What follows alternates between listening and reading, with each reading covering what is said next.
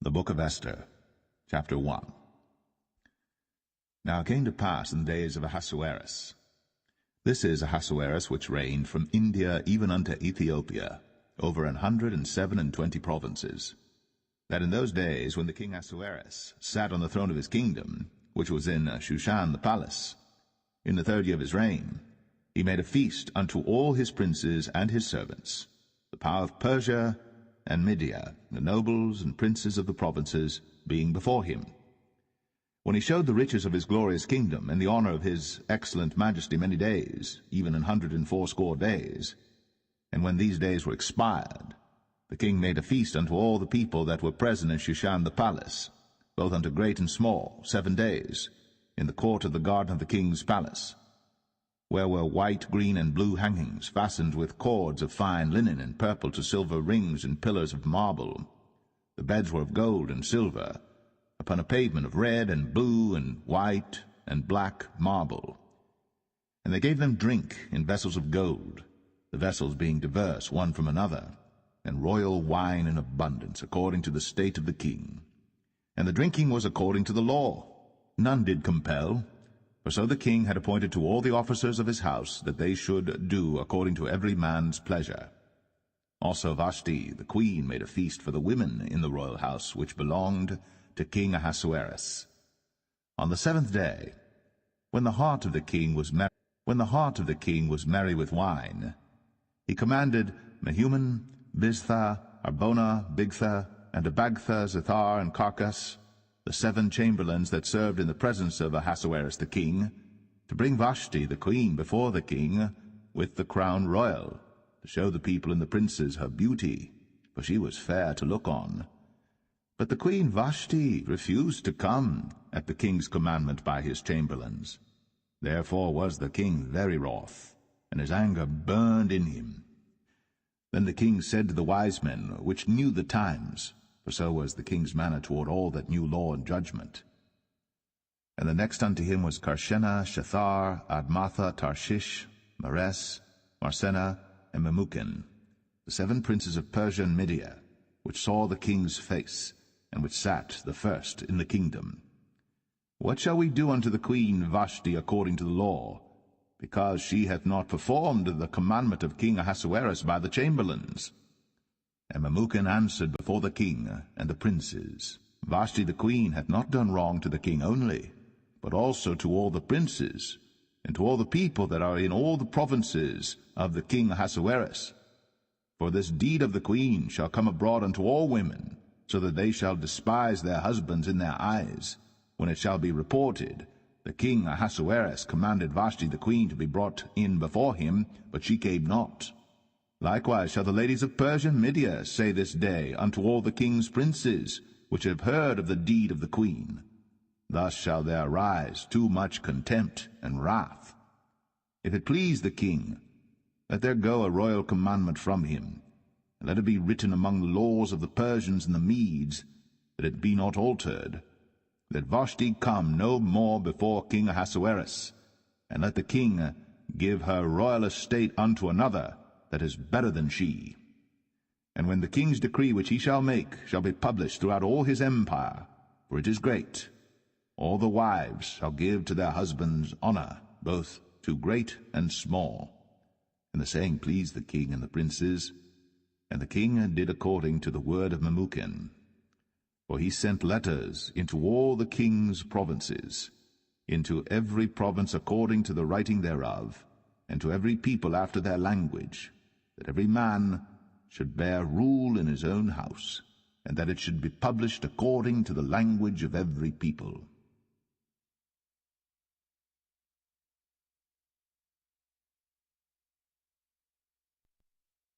Esther 2. After these things, when the wrath of King Ahasuerus was appeased, he remembered Vashti, and what she had done, and what was decreed against her.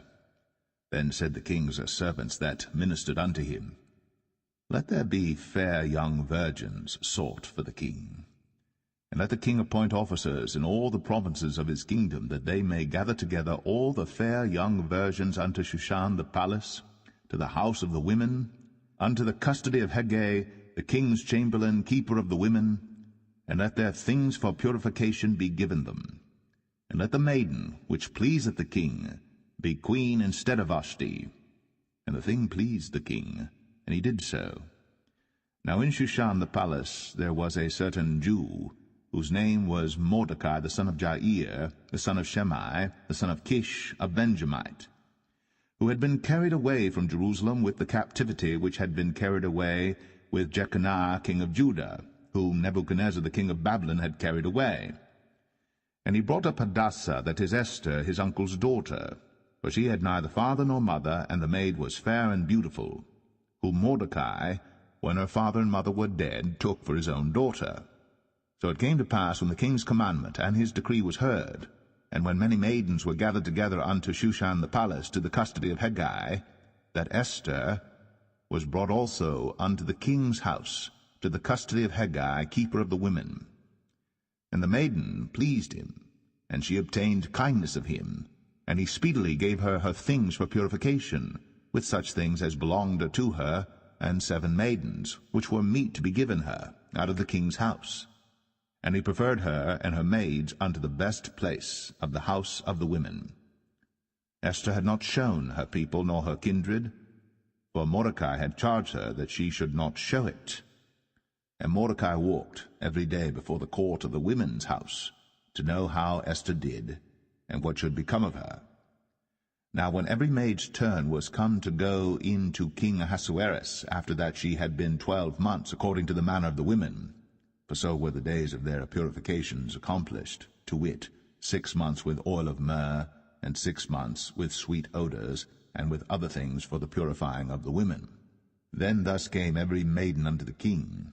Whatsoever she desired was given her, to go with her out of the house of the women unto the king's house.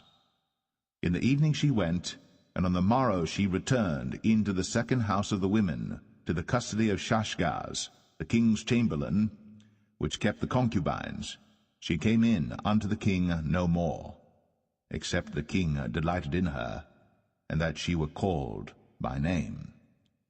Now when the turn of Esther, the daughter of Abihail, the uncle of Mordecai, who had taken her for his daughter, was come to go in unto the king, she required nothing but what Hegai the king's chamberlain, the keeper of the women, appointed.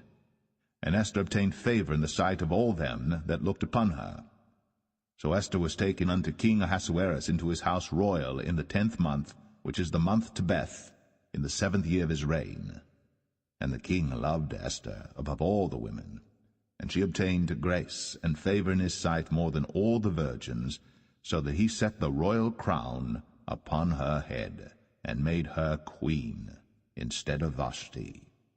Then the king made a great feast unto all his princes and his servants, even Esther's feast.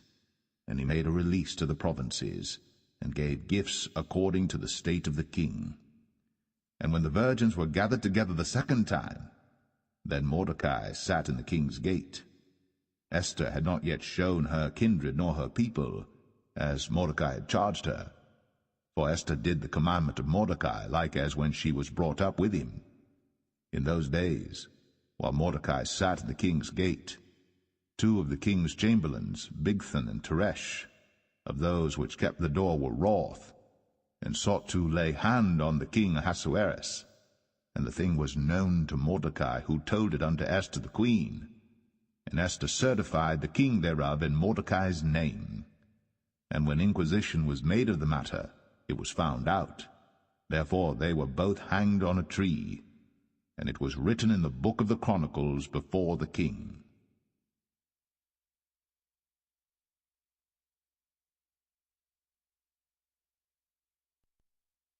Esther 3.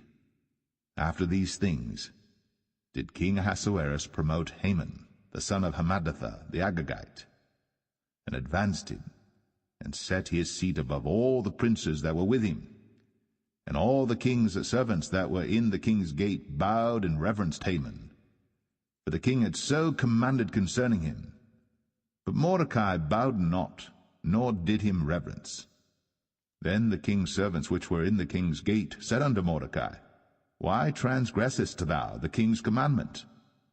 Now it came to pass, when they spake daily unto him, and he hearkened not unto them, that they told Haman to see whether Mordecai's matters would stand, for he had told them that he was a Jew. And when Haman saw that Mordecai bowed not, nor did him reverence, then was Haman full of wrath, and he thought scorn to lay hands on Mordecai alone, for they had shown him the people of Mordecai. Wherefore Haman sought to destroy all the Jews that were throughout the whole kingdom of Ahasuerus, even the people of Mordecai. In the first month, that is, the month Nisan, in the 12th year of King Ahasuerus, they cast pur, that is, the lot before Haman from day to day, and from month to month, to the 12th month, that is, the month Adar. And Haman said unto King Ahasuerus, There is a certain people scattered abroad and dispersed among the people in all the provinces of thy kingdom, and their laws are diverse from all people, neither keep they the king's laws. Therefore it is not for the king's profit to suffer them. If it please the king, let it be written that they may be destroyed, and I will pay 10,000 talents of silver to the hands of those that have the charge of the business, to bring it into the king's treasuries. And the king took his ring from his hand, and gave it unto Haman the son of Hammedatha the Agagite, the Jews' enemy. And the king said unto Haman, The silver is given to thee, the people also, to do with them as it seemeth good to thee. Then were the king's scribes called on the 13th day of the first month, and there was written according to all that Haman had commanded unto the king's lieutenants, and to the governors that were over every province, and to the rulers of every people of every province according to the writing thereof, and to every people after their language, in the name of King Ahasuerus was it written, and sealed with the king's ring. And the letters were sent by posts into all the king's provinces, to destroy, to kill, and to cause to perish all Jews, both young and old, little children and women, in one day, even upon the 13th day of the 12th month, which is the month Adar, and to take the spoil of them for a prey. The copy of the writing for a commandment to be given in every province was published unto all people, that they should be ready against that day. The posts went out, being hastened by the king's commandment, and the decree was given in Shushan the palace, and the king and Haman sat down to drink, but the city Shushan was perplexed.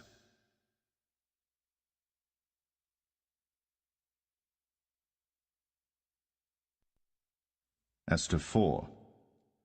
When Mordecai perceived all that was done, Mordecai rent his clothes, and put on sackcloth with ashes, and went out into the midst of the city, and cried with a loud and bitter cry, and came even before the king's gate, for none might enter into the king's gate clothed with sackcloth. And in every province, whithersoever the king's commandment and his decree came, there was great mourning among the Jews, and fasting and weeping and wailing, and many lay in sackcloth and ashes. So Esther's maids and her chamberlains came and told it her. Then was the queen exceedingly grieved, and she sent raiment to clothe Mordecai, and to take away his sackcloth from him, but he received it not. Then called Esther for Hatach, one of the king's chamberlains, whom he had appointed to attend upon her, and gave him a commandment to Mordecai, to know what it was and why it was. So Hatach went forth to Mordecai unto the street of the city which was before the king's gate. And Mordecai told him of all that had happened unto him, and of the sum of the money that Haman had promised to pay to the king's treasuries for the Jews to destroy them. Also he gave him the copy of the writing of the decree that was given at Shushan to destroy them, to show it unto Esther, and to declare it unto her, and to charge her that she should go in unto the king, to make supplication unto him, and to make request before him for her people. And Hatach came, and told Esther the words of Mordecai. Again Esther spake unto Hatach, and gave him commandment unto Mordecai. All the king's servants and all the people of the king's provinces do know that whosoever, whether man or woman, shall come unto the king into the inner court, who is not called, there is one law of his, to put him to death, except such to whom the king shall hold out the golden scepter, that he may live. but I have not been called to come in unto the king these 30 days. And they told to Mordecai Esther's words. Then Mordecai commanded to answer Esther, Think not with thyself that thou shalt escape in the king's house, more than all the Jews. For if thou altogether holdest thy peace at this time, then shall their enlargement and deliverance arise to the Jews from another place. But thou and thy father's house shall be destroyed. And who knoweth whether thou art come to the kingdom for such a time as this? Then Esther bade them return Mordecai this answer. Go, gather together all the Jews that are present in Shushan, and fast ye for me, and neither eat nor drink 3 days, night or day. I also and my maidens will fast likewise, and so will I go in unto the king, which is not according to the law. And if I perish, I perish. So Mordecai went his way, and did according to all that Esther had commanded him.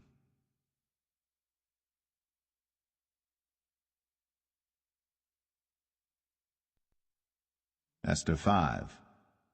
Now it came to pass on the 3rd day that Esther put on her royal apparel, and stood in the inner court of the king's house, over against the king's house. And the king sat upon his royal throne in the royal house, over against the gate of the house.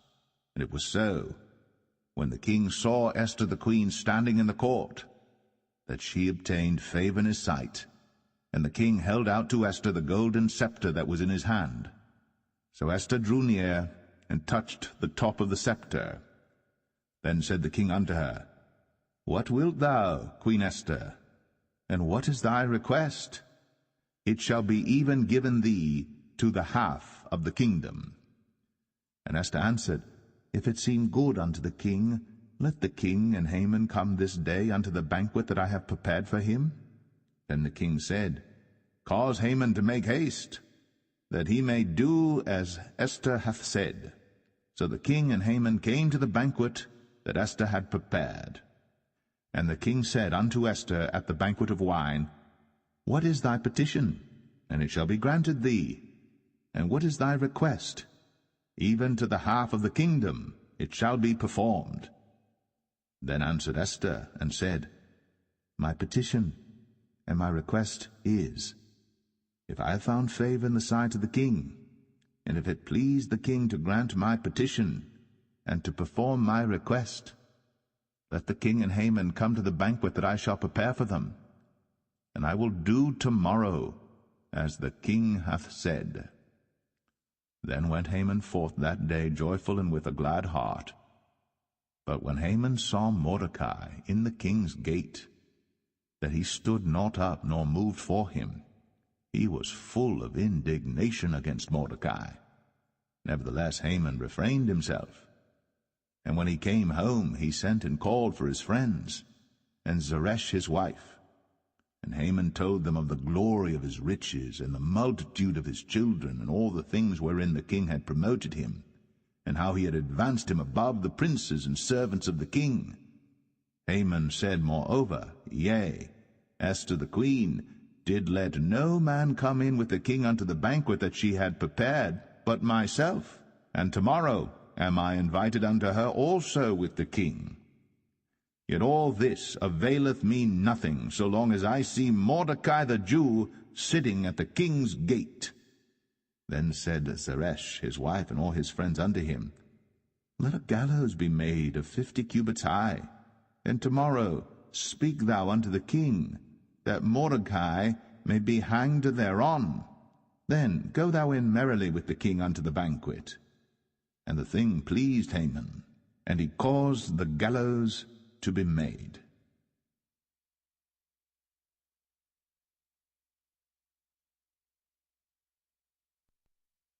Esther 6.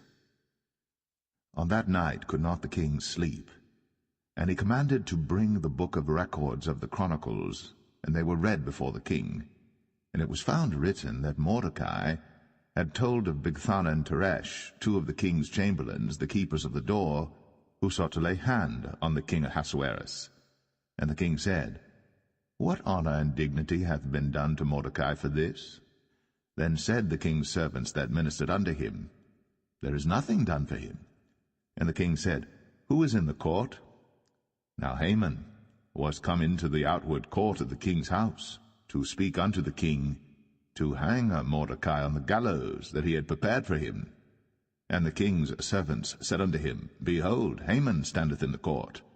And the king said, Let him come in. So Haman came in. And the king said unto him, What shall be done unto the man whom the king delighteth to honor? Now Haman thought in his heart, To whom would the king delight to honor, more than to myself? And Haman answered the king, For the man whom the king delighteth to honor, let the royal apparel be brought which the king useth to wear, and the horse that the king rideth upon, and the crown royal which is set upon his head.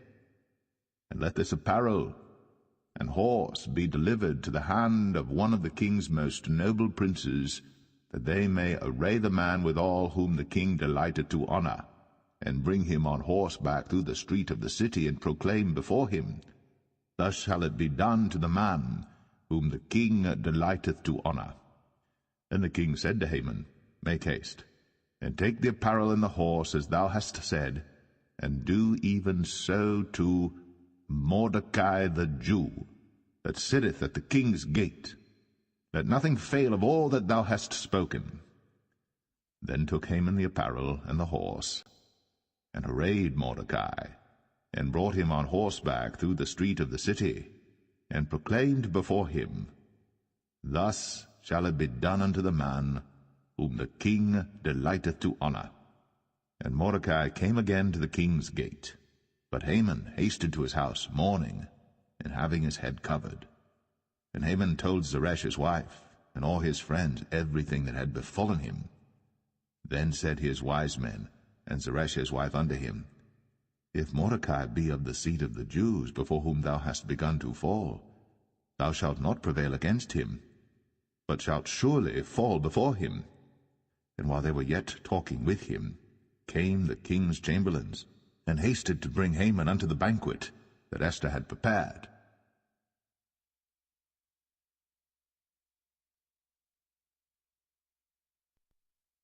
Esther 7.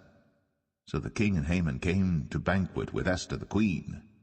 And the king said again unto Esther on the second day at the banquet of wine, What is thy petition, Queen Esther? And it shall be granted thee. And what is thy request? And it shall be performed, even to the half of the kingdom.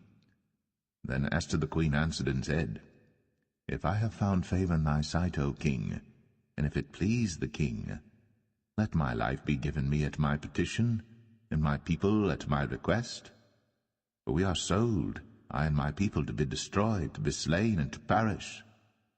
But if we had been sold for bondmen and bondwomen, I had held my tongue, although the enemy could not countervail the king's damage. Then the king Ahasuerus answered and said unto Esther the queen, Who is he? And where is he that durst presume in his heart to do so? And Esther said, The adversary and enemy is this wicked Haman. Then Haman was afraid before the king and the queen. And the king, arising from the banquet of wine, in his wrath went into the palace garden. And Haman stood up to make request for his life to Esther the queen, for he saw that there was evil determined against him by the king. Then the king returned out of the palace garden into the place of the banquet of wine, and Haman was fallen upon. Esther 8. On that day did the king Ahasuerus give the house of Haman, the Jew's enemy, unto Esther the queen. And Mordecai came before the king, for Esther had told what he was unto her. And the king took off his ring, which he had taken from Haman, and gave it unto Mordecai. And Esther set Mordecai over the house of Haman.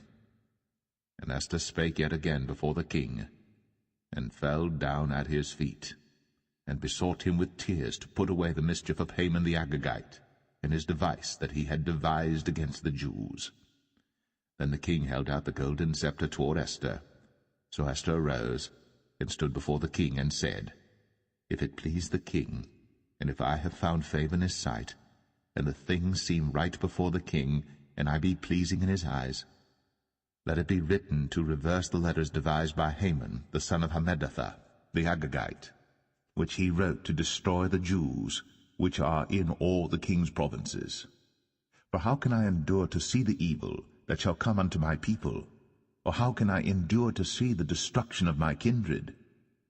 Then the king Ahasuerus said unto Esther the queen, and to Mordecai the Jew, Behold, I have given Esther the house of Haman, and him they have hanged upon the gallows, because he laid his hand upon the Jews. Write ye also for the Jews, as it liketh you, in the king's name, and seal it with the king's ring. For the writing which is written in the king's name, and sealed with the king's ring, may no man reverse. Then were the king's scribes called at that time in the 3rd month, that is, the month Sivan, on the 23 day thereof. And it was written according to all that Mordecai commanded unto the Jews, and to the lieutenants, and the deputies and rulers of the provinces which are from India unto Ethiopia, 127 provinces, unto every province according to the writing thereof, and unto every people after their language, and to the Jews according to their writing and according to their language. And he wrote in the king Ahasuerus' name, and sealed it with the king's ring, and sent letters by posts, on horseback, and riders on mules, camels, and young dromedaries, wherein the king granted the Jews which were in every city to gather themselves together, and to stand for their life, to destroy, to slay, and to cause to perish all the power of the people in province that would assault them, both little ones and women, and to take the spoil of them for a prey.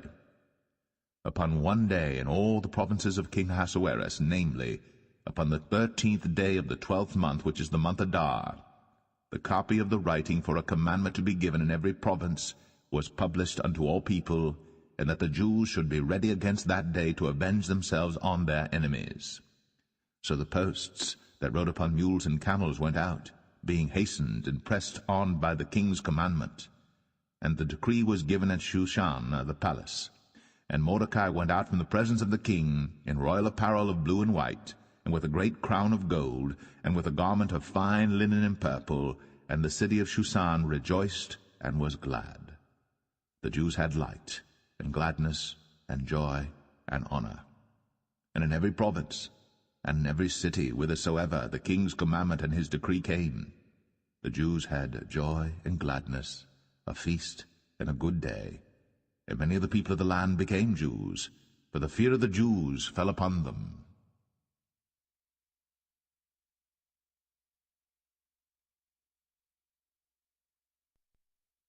Esther 9. Now in the 12th month, that is, the month Adar, of the 13th day of the same, when the king's commandment and his decree drew near to be put in execution, in the day that the enemies of the Jews hoped to have power over them, though it was turned to the contrary, that the Jews had rule over them that hated them, the Jews gathered themselves together in their cities throughout all the provinces of the king Ahasuerus, to lay hand on such as sought their hurt, and no man could withstand them, for the fear of them fell upon all people. And all the rulers of the provinces, and the lieutenants and the deputies, and officers of the king, helped the Jews, because the fear of Mordecai fell upon them. For Mordecai was great in the king's house, and his fame went out throughout all the provinces. For this man Mordecai waxed greater and greater. Thus the Jews smote all their enemies with a stroke of the sword, and slaughter and destruction, and did what they would unto those that hated them. And in Shushan the palace the Jews slew and destroyed 500 men. And Parishandatha, and Dalphon, and Aspartha, and Poratha, and Adalia, and Aradatha, and Parmashta, and Arisai, and Aradai, and Vajezatha, the 10 sons of Haman, the sons of Hammedatha, the enemy of the Jews, slew they, but on the spoil laid they not their hand. On that day the number of those that were slain in Shushan the palace was brought before the king. And the king said unto Esther the queen, The Jews have slain and destroyed 500 men in Shushan the palace, and the 10 sons of Haman. What have they done in the rest of the king's provinces? Now, what is thy petition? And it shall be granted thee. Or what is thy request further? And it shall be done. Then said Esther, If it please the king, Let it be granted to the Jews which are in Shushan to do tomorrow also according unto this day's decree, and that Haman's 10 sons be hanged upon the gallows. And the king commanded it so to be done. And the decree was given at Shushan, and they hanged Haman's 10 sons. For the Jews that were in Shushan gathered themselves together on the 14th day also of the month Adar, and slew 300 men at Shushan, but on the prey they laid not their hand. But the other Jews that were in the king's provinces gathered themselves together, and stood for their lives, and had rest from their enemies, and slew of their foes 75,000. But they laid not their hands on the prey. On the 13th day of the month Adar, on the 14th day of the same, rested they, and made it a day of feasting and gladness. But the Jews that were at Shushan assembled together on the 13th day thereof, and on the 14th thereof, and on the 15th day of the same they rested and made it a day of feasting and gladness. Therefore the Jews of the villages that dwelt in the unwalled towns made the 14th day of the month Adar a day of gladness and feasting, and a good day, and of sending portions one to another. And Mordecai wrote these things, and sent letters unto all the Jews that were in all the provinces of the king Ahasuerus, both nigh and far, to establish this among them, that they should keep the 14th day of the month Adar, and the 15th day of the same yearly, as the days wherein the Jews rested from their enemies, and the month which was turned unto them from sorrow to joy, and from mourning into a good day, that they should make them days of feasting and joy, and of sending portions one to another, and gifts to the poor. And the Jews undertook to do as they had begun, and as Mordecai had written unto them, because Haman the son of Hammedatha, the Agagite, the enemy of all the Jews, had devised against the Jews to destroy them, and had cast pur, that is, the lot, to consume them, and to destroy them. But when Esther came before the king, he commanded by letters that his wicked device, which he devised against the Jews, should return upon his own head, and that he and his sons should be hanged on the gallows. Wherefore they called these days Purim, after the name of Pur. Therefore, for all the words of this letter, and of that which they had seen concerning this matter, and which had come unto them, the Jews ordained, and took upon them, and upon their seed, and upon all such as joined themselves unto them, so as it should not fail, that they would keep these 2 days according to their writing and according to their appointed time every year, and that these days should be remembered and kept throughout every generation, every family, every province, and every city, and that these days of Purim should not fail from among the Jews, nor the memorial of them perish from their seed. Then Esther the queen, the daughter of Abihail, and Mordecai the Jew, wrote with all authority to confirm this second letter of Purim. And he sent the letters unto all the Jews, to the 127 provinces of the kingdom of Ahasuerus, with words of peace and truth, to confirm these days of Purim in their times appointed, according as Mordecai the Jew and Esther the queen had enjoined them, and as they had decreed for themselves and for their seed the matters of the fastings and their cry. And the decree of Esther confirmed these matters of Purim, and it was written in the book.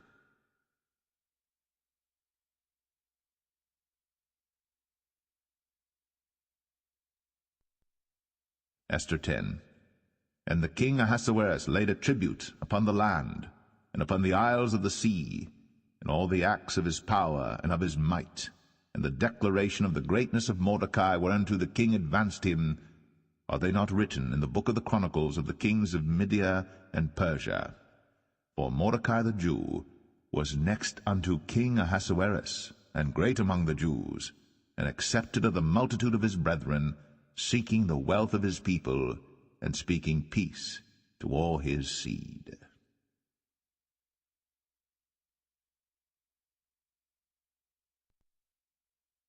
The Book of Job, Chapter 1. There was a man in the land of Uz, whose name was Job, and that man was perfect and upright, and one that feared God, and eschewed evil. And there were born unto him 7 sons and 3 daughters. His substance also was 7,000 sheep, and 3,000 camels, and 500 yoke of oxen, and 500 she-asses, and a very great household, so that this man was the greatest of all the men of the East. And his sons went and feasted in their houses, every one his day, and sent and called for their 3 sisters to eat and to drink with them. And it was so, when the days of their feasting were gone about, that Job sent and sanctified them, and rose up early in the morning, and offered burnt offerings according to the number of them all.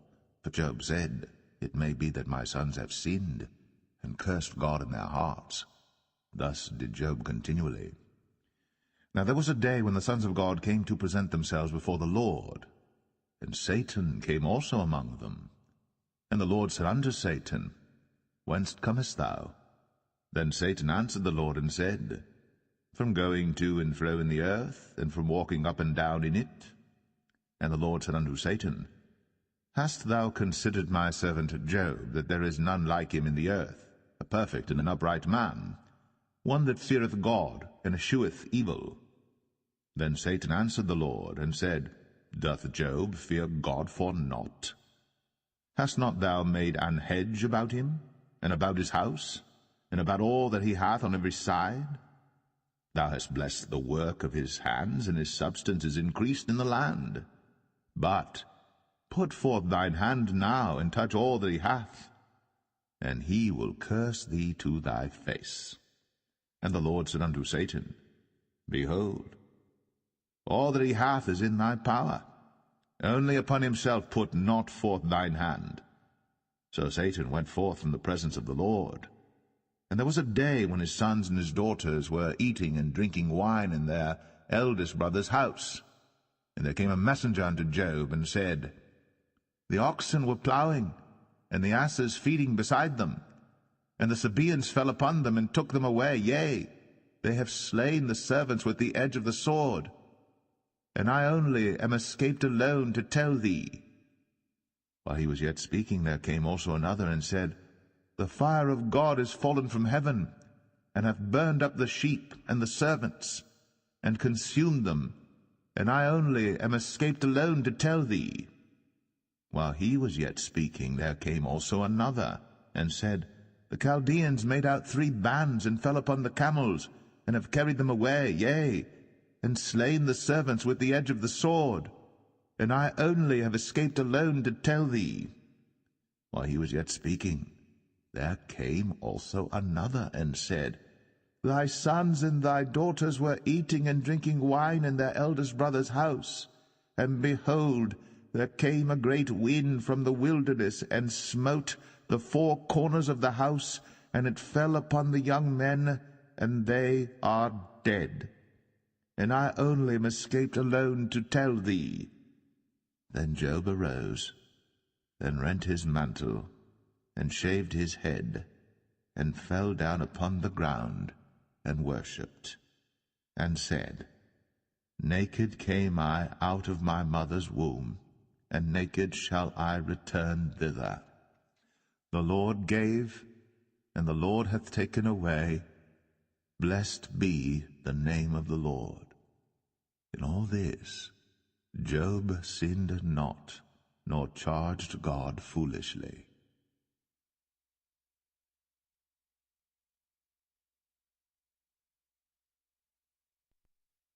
Job 2. Again there was a day when the sons of God came to present themselves before the Lord. And Satan came also among them to present himself before the Lord. And the Lord said unto Satan, From whence comest thou? And Satan answered the Lord, and said, From going to and fro in the earth, and from walking up and down in it. And the Lord said unto Satan, Hast thou considered my servant Job, that there is none like him in the earth, a perfect and an upright man, one that feareth God and escheweth evil? And still he holdeth fast his integrity, although thou movest me against him to destroy him without cause. And Satan answered the Lord, and said, Skin for skin, yea, all that a man hath will he give for his life. But put forth thy hand now, and touch his bone and his flesh, and he will curse thee to thy face. And the Lord said unto Satan, Behold, he is in thine hand, but save his life.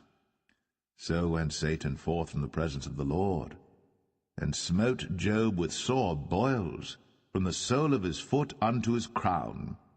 And he took him a potsherd to scrape himself withal, and he sat down among the ashes. Then said his wife unto him, Dost thou still retain thine integrity? Curse God, and die. But he said unto her, Thou speakest as one of the foolish women speaketh. What? Shall we receive good at the hand of God? And shall we not receive evil? In all this did not Job sin with his lips. Now when Job's 3 friends heard of all this evil that was come upon him, they came every one from his own place, Eliphaz the Temanite, and Bildad the Shuhite, and Zophar the Naamathite, for they had made an appointment together to come to mourn with him, and to comfort him.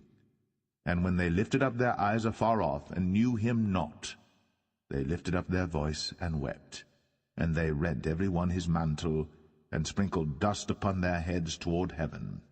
So they sat down with him upon the ground 7 days and 7 nights, and none spake a word unto him, for they saw that his grief was very great.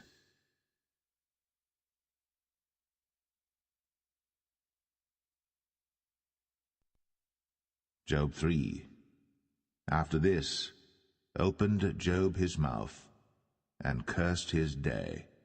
And Job spake and said, Let the day perish wherein I was born, and the night in which it was said, There is a man-child conceived. Let that day be darkness, let not God regard it from above, neither let the light shine upon it. Let darkness and the shadow of death stain it. Let a cloud dwell upon it, let the blackness of the day terrify it. As for that night, let darkness seize upon it. Let it not be joined unto the days of the year, let it not come into the number of the months. Lo, let that night be solitary, let no joyful voice come therein. Let them curse it that curse the day, who are ready to raise up their mourning. Let the stars of the twilight thereof be dark. Let it look for light, but have none. Neither let it see the dawning of the day, because it shut not up the doors of my mother's womb, nor hid sorrow from mine eyes. Why died I not from the womb? Why did I not give up the ghost when I came out of the belly? Why did the knees prevent me? Or why the breast that I should suck? For now should I have lain still and been quiet, I should have slept, then had I been at rest. With kings and counsellors of the earth, which built desolate places for themselves, or with princes that had gold, who filled their houses with silver, or as an hidden untimely birth I had not been, as infants which never saw light. There the wicked cease from troubling, and there the weary be at rest. There the prisoners rest together, they hear not the voice of the oppressor. The small and great are there, and the servant is free from his master. Wherefore is light given to him that is in misery, and life unto the bitter in soul, which long for death, but it cometh not, and dig for it more than for hid treasures, which rejoice exceedingly, and are glad when they can find the grave. Why is light given to a man whose way is hid, and whom God hath hedged in? For my sighing cometh before I eat, and my roarings are poured out like the waters. For the thing which I greatly feared is come upon me, and that which I was afraid of is come unto me. I was not in safety, neither had I rest, neither was I quiet, yet trouble came.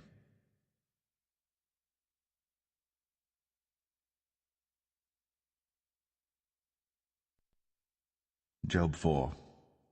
Then Eliphaz the Temanite answered and said, If we essay to commune with thee, wilt thou be grieved?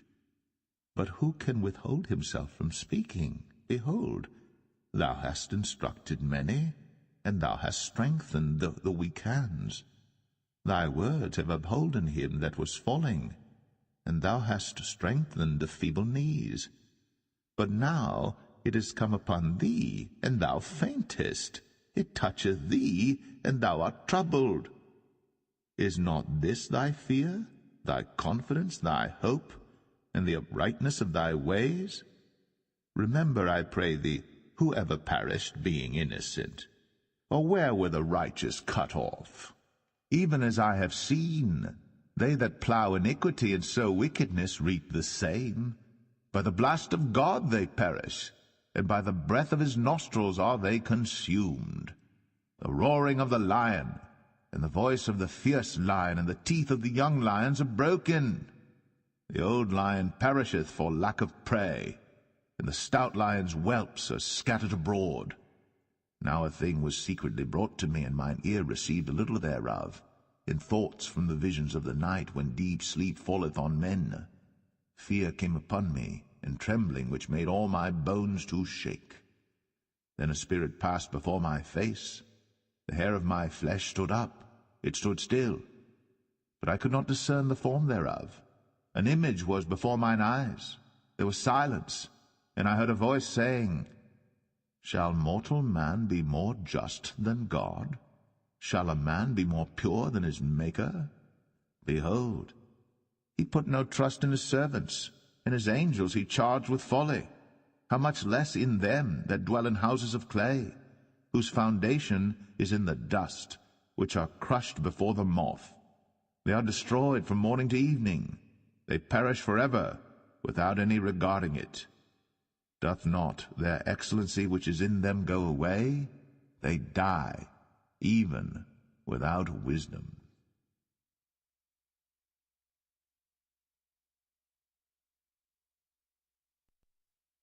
Job 5. Call now if there be any that will answer thee, and to which of the saints wilt thou turn? For wrath killeth the foolish man, and envy slayeth the silly one. I have seen the foolish taking root, but suddenly I cursed his habitation.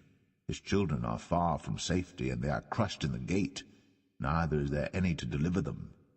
Whose harvest the hungry eateth up, and taketh it, even out of the thorns, and the robber swalloweth up their substance. Although affliction cometh not forth of the dust, neither doth trouble spring out of the ground. Yet man is born unto trouble, as the sparks fly upward. I would seek unto God, and unto God would I commit my cause, which doeth great things, and unsearchable, marvelous things without number, who giveth rain upon the earth, and sendeth waters upon the fields, who set upon high those that be low, that those which mourn may be exalted to safety. He disappointeth the devices of the crafty, so that their hands cannot perform their enterprise. He taketh the wise in their own craftiness, and the counsel of the froward is carried headlong. They meet with darkness in the daytime, and grope in the noonday as in the night. But he saveth the poor from the sword, from their mouth, and from the hand of the mighty. So the poor hath hope, and iniquity stoppeth her mouth. Behold, happy is the man whom God correcteth. Therefore despise not thou the chastening of the Almighty. For he maketh sore, and bindeth up. He woundeth, and his hands make whole. He shall deliver thee in 6 troubles, yea, in 7 there shall no evil touch thee. In famine he shall redeem thee from death, and in war from the power of the sword. Thou shalt be hid from the scourge of the tongue, neither shalt thou be afraid of destruction when it cometh. At destruction and famine thou shalt laugh, neither shalt thou be afraid of the beast of the earth. For thou shalt be in league with the stones of the field, and the beast of the field shall be at peace with thee. And thou shalt know that thy tabernacle shall be in peace, and thou shalt visit thy habitation, and shalt not sin.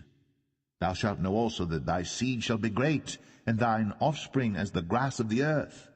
Thou shalt come to thy grave in a full age, like as a shock of corn cometh in his season. Lo, this, we have searched it, so it is, hear it, and know thou it for thy good.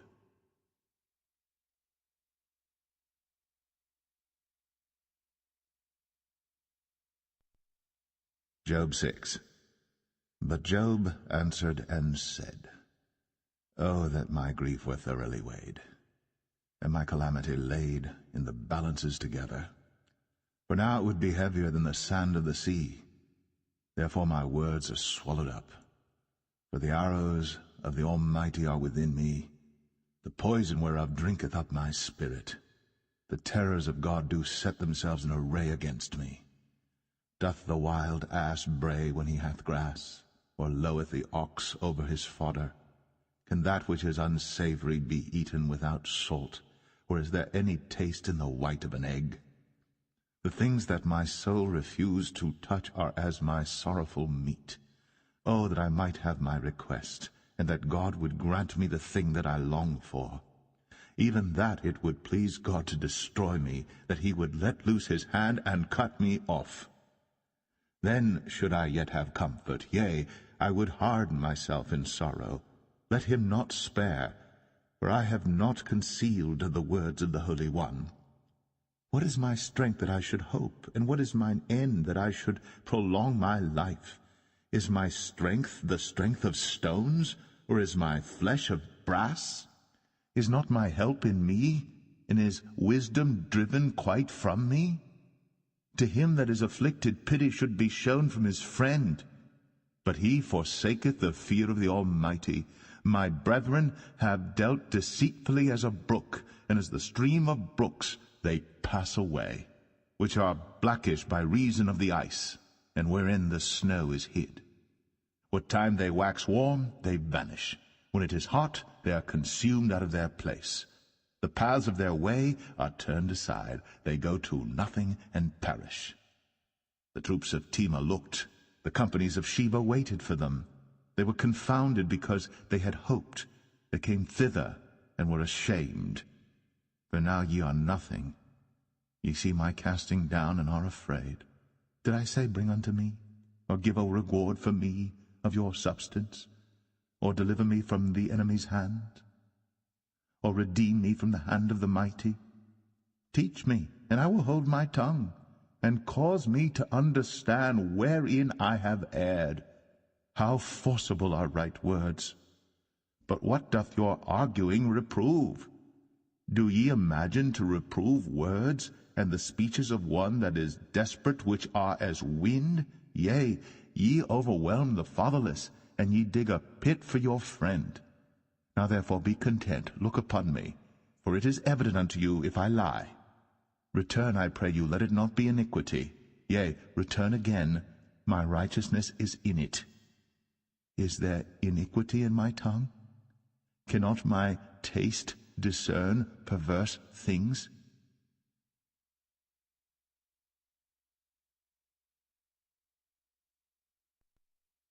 Job 7.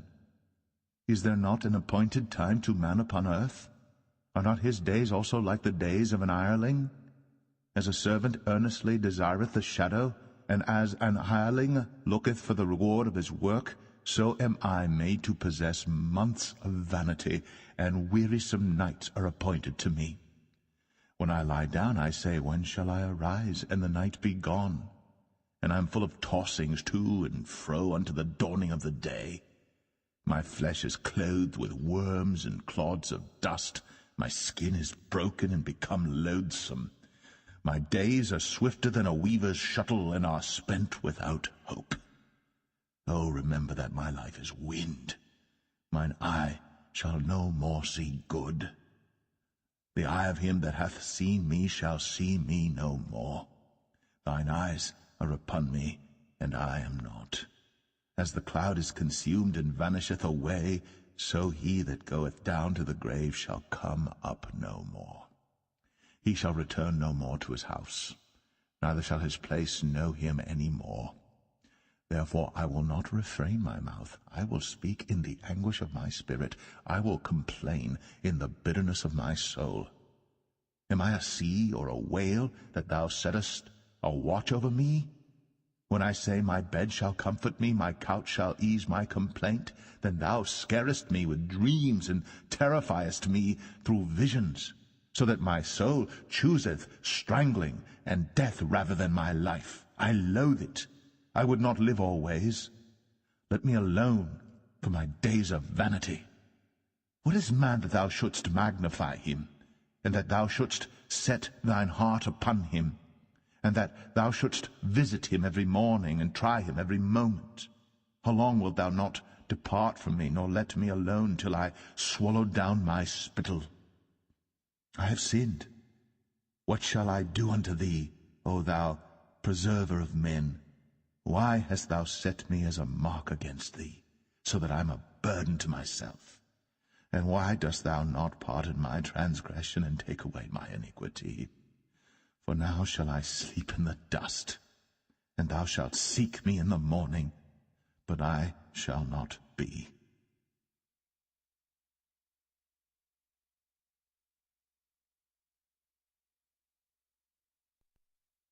Job 8. Then answered Bildad the Shuhite, and said, How long wilt thou speak these things? And how long shall the words of thy mouth be like a strong wind? Doth God pervert judgment, or doth the Almighty pervert justice? If thy children have sinned against him, and he hath cast them away for their transgression, if thou wouldst seek unto God betimes, and make thy supplication to the Almighty, if thou wert pure and upright, surely now he would awake for thee, and make the habitation of thy righteousness prosperous. Though thy beginning was small, yet thy latter end should greatly increase. For inquire, I pray thee, of the former age, and prepare thyself to the search of their fathers. For we are but of yesterday, and know nothing, because our days upon earth are a shadow. Shall not they teach thee, and tell thee, and utter words out of their heart? Can the rush grow up without mire? Can the flag grow without water? Whilst it is yet in his greenness, and not cut down, it withereth before any other herb. So are the paths of all that forget God, and the hypocrite's hope shall perish. Whose hope shall be cut off, and whose trust shall be a spider's web? He shall lean upon his house, but it shall not stand. He shall hold it fast, but it shall not endure. He is green before the sun, and his branch shooteth forth in his garden. His roots are wrapped about the heap, and seeth the place of stones. If he destroy him from his place, then it shall deny him, saying, I have not seen thee. Behold, this is the joy of his way, and out of the earth shall others grow.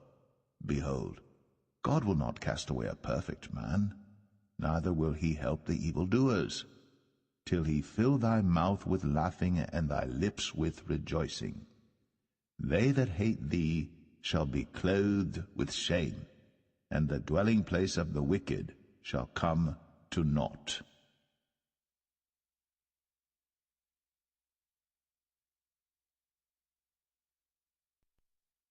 Job 9. Then Job answered and said, I know it is so of a truth. But how should man be just with God? If he will contend with him, he cannot answer him 1 of 1,000. He is wise in heart and mighty in strength. Who hath hardened himself against him, and hath prospered? Which removeth the mountains, and they know not?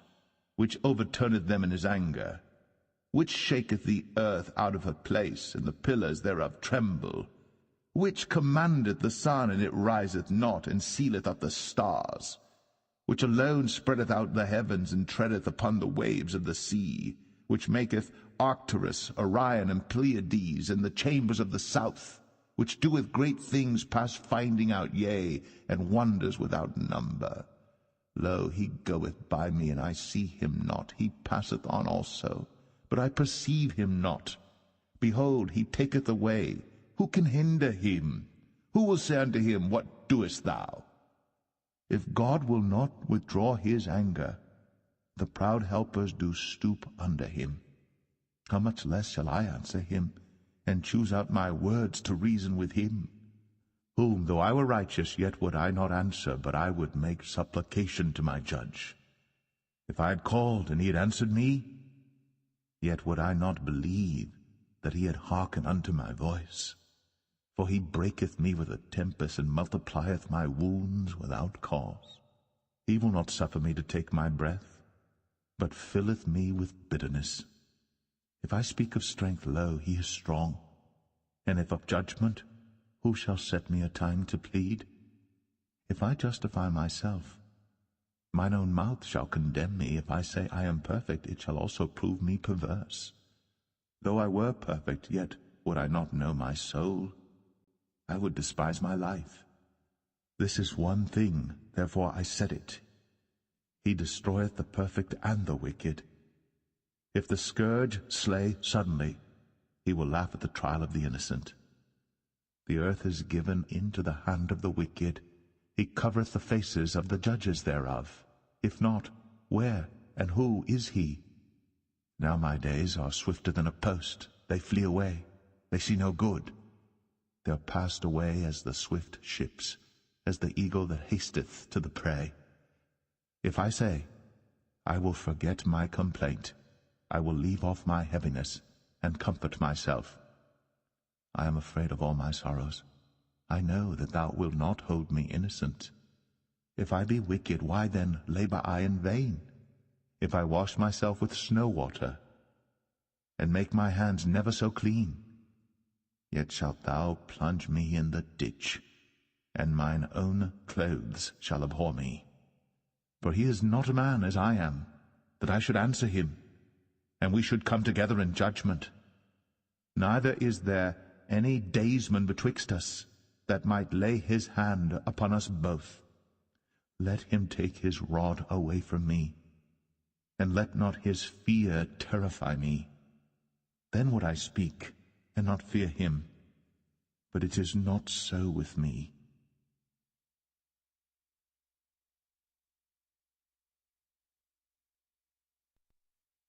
Job 10. My soul is weary of my life. I will leave my complaint upon myself.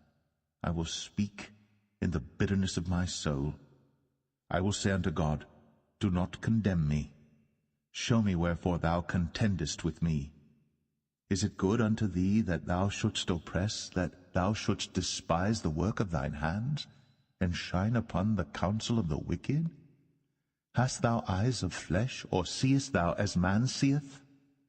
Are thy days the days of man? Are thy years as man's days, that thou inquirest after mine iniquity, and searchest after my sin? Thou knowest that I am not wicked, and there is none that can deliver out of thine hand. Thine hands have made me and fashioned me together round about, yet thou dost destroy me. Remember, I beseech thee, that thou hast made me as the clay, and wilt thou bring me into dust again? Hast thou not poured me out as milk, and curdled me like cheese? Thou hast clothed me with skin and flesh, and hast fenced me with bones and sinews. Thou hast granted me life and favor, and thy visitation hath preserved my spirit. And these things hast thou hid in thine heart. I know that this is with thee. If I sin, then thou markest me, and thou wilt not acquit me from mine iniquity. If I be wicked, woe unto me. And if I be righteous, yet will I not lift up my head. I am full of confusion, therefore see thou mine affliction, for it increaseth. Thou huntest me as a fierce lion, and again thou showest thyself marvelous upon me. Thou renewest thy witnesses against me, and increasest thine indignation upon me. Changes and war are against me. Wherefore then hast thou brought me forth out of the womb? Oh, that I had given up the ghost, and no eye had seen me. I should have been as though I had not been. I should have been carried from the womb to the grave. Are not my days few? Cease then, and let me alone, that I may take comfort a little before I go whence I shall not return, even to the land of darkness and the shadow of death. A land of darkness as darkness itself, and of the shadow of death, without any order, and where the light is as darkness.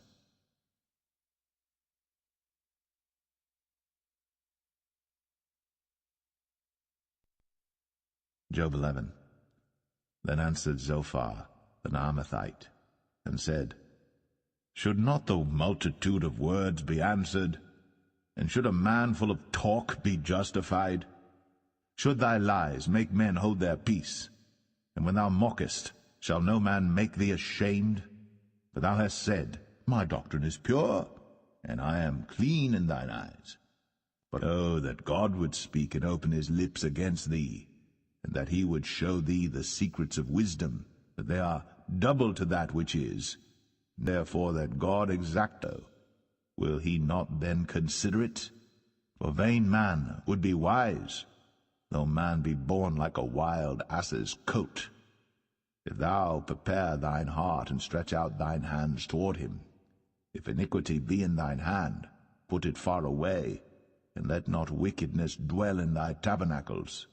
For then shalt thou lift up thy face without spot, yea, thou shalt be steadfast, and shalt not fear, because thou shalt forget thy misery, and remember it as waters that pass away. And thine age shall be clearer than the noonday. Thou shalt shine forth, thou shalt be as the morning, and thou shalt be secure, because there is hope. Yea, thou shalt dig about thee, and thou shalt take thy rest in safety. Also thou shalt lie down, and none shall make thee afraid. Yea, many shall make suit unto thee. But the eyes of the wicked shall fail, and they shall not escape, and their hope shall be as the giving up of the ghost.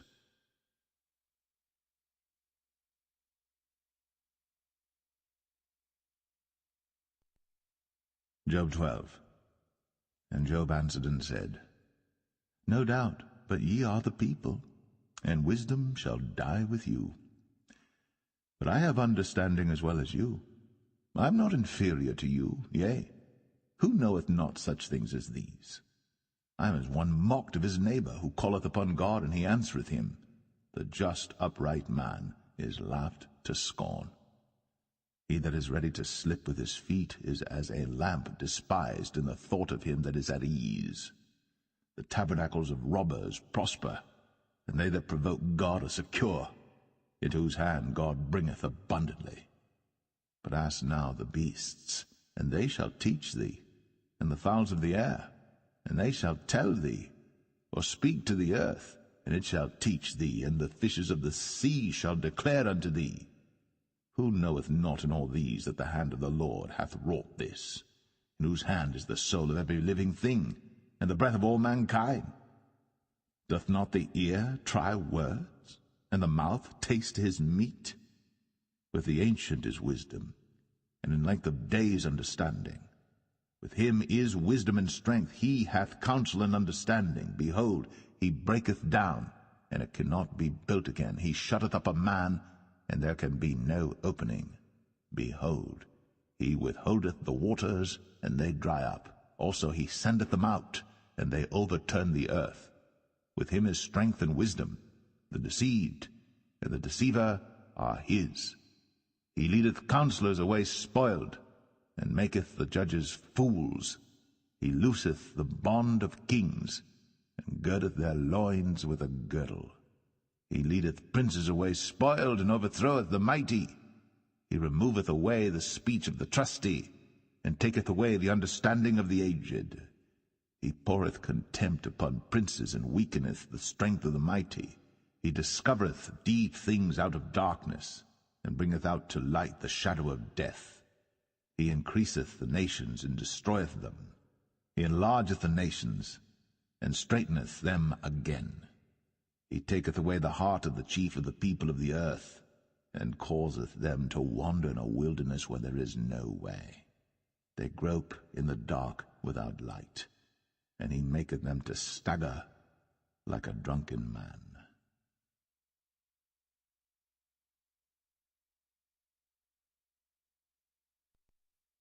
Job 13. Lo, mine eye hath seen all this, mine ear hath heard and understood it. What ye know, the same do I know also. I am not inferior unto you. Surely I would speak to the Almighty, and I desire to reason with God. For ye are forgers of lies, ye are all physicians of no value. Oh, that ye would altogether hold your peace, and it should be your wisdom. Hear now my reasoning, and hearken to the pleadings of my lips. Will ye speak wickedly for God, and talk deceitfully for him? Will ye accept his person? Will ye contend for God? Is it good that he should search you out? Or as one man mocketh another, do ye so mock him?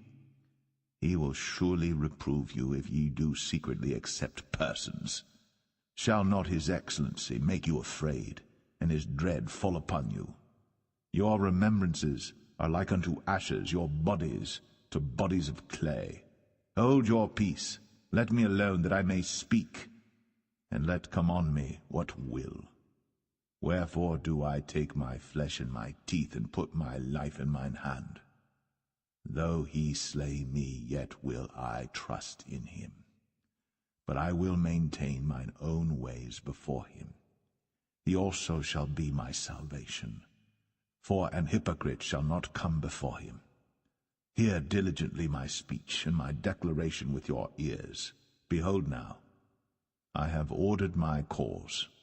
I know that I shall be justified. Who is he that will plead with me? For now, if I hold my tongue, I shall give up the ghost. Only do not two things unto me.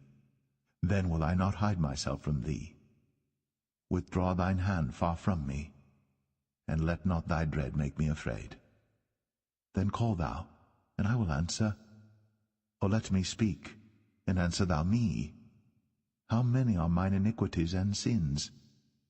Make me to know my transgression and my sin. Wherefore hidest thou thy face, and holdest me for thine enemy? Wilt thou break a leaf driven to and fro? And wilt thou pursue the dry stubble? For thou writest bitter things against me, and makest me to possess the iniquities of my youth. Thou puttest my feet also in the stocks, and lookest narrowly unto all my paths. Thou settest a print upon the heels of my feet, and he, as a rotten thing, consumeth, as a garment that is moth-eaten.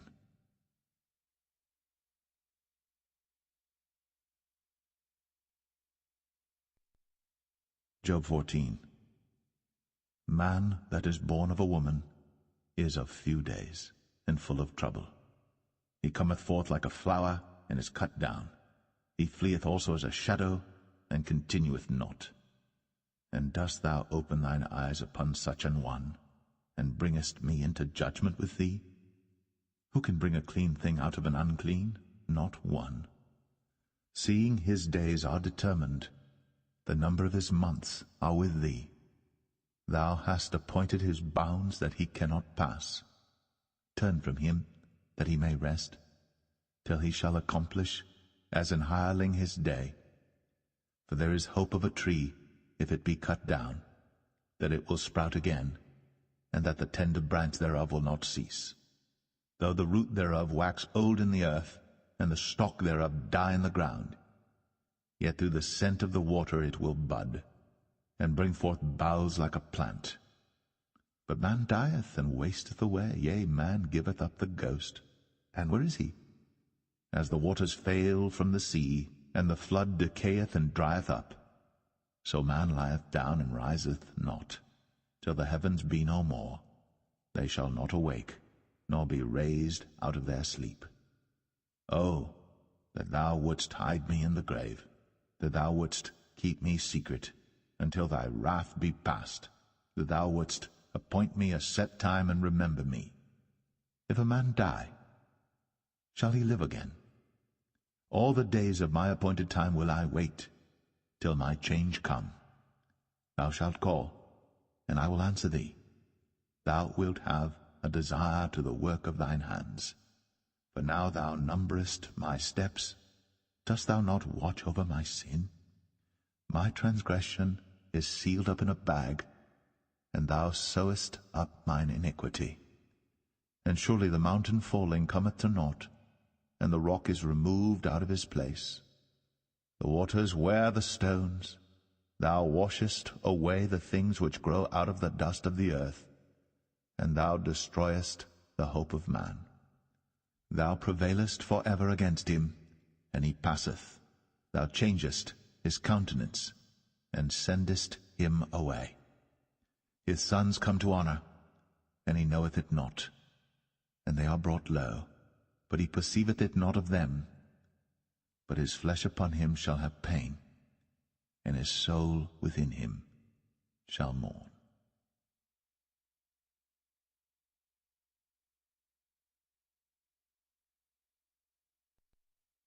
Job 15.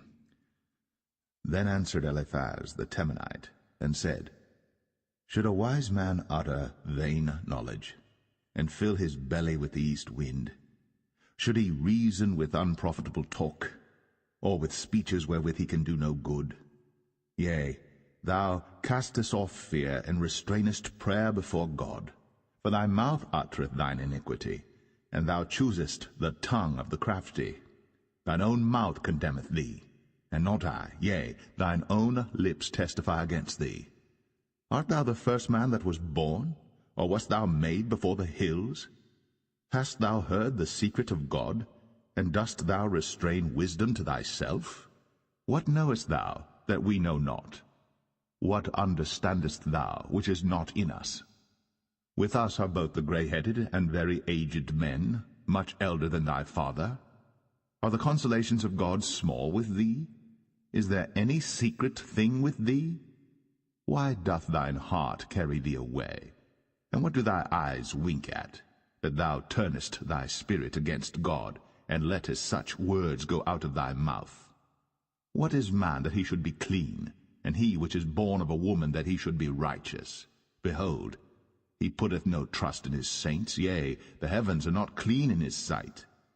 How much more abominable and filthy is man, which drinketh iniquity like water? I will show thee, hear me, and that which I have seen I will declare, which wise men have told from their fathers, and have not hid it, unto whom alone the earth was given, and no stranger passed among them. The wicked man travaileth with pain all his days, and the number of years is hidden to the oppressor. A dreadful sound is in his ears. In prosperity the destroyer shall come upon him. He believeth not that he shall return out of darkness, and he is waited for of the sword. He wandereth abroad for bread, saying, Where is it?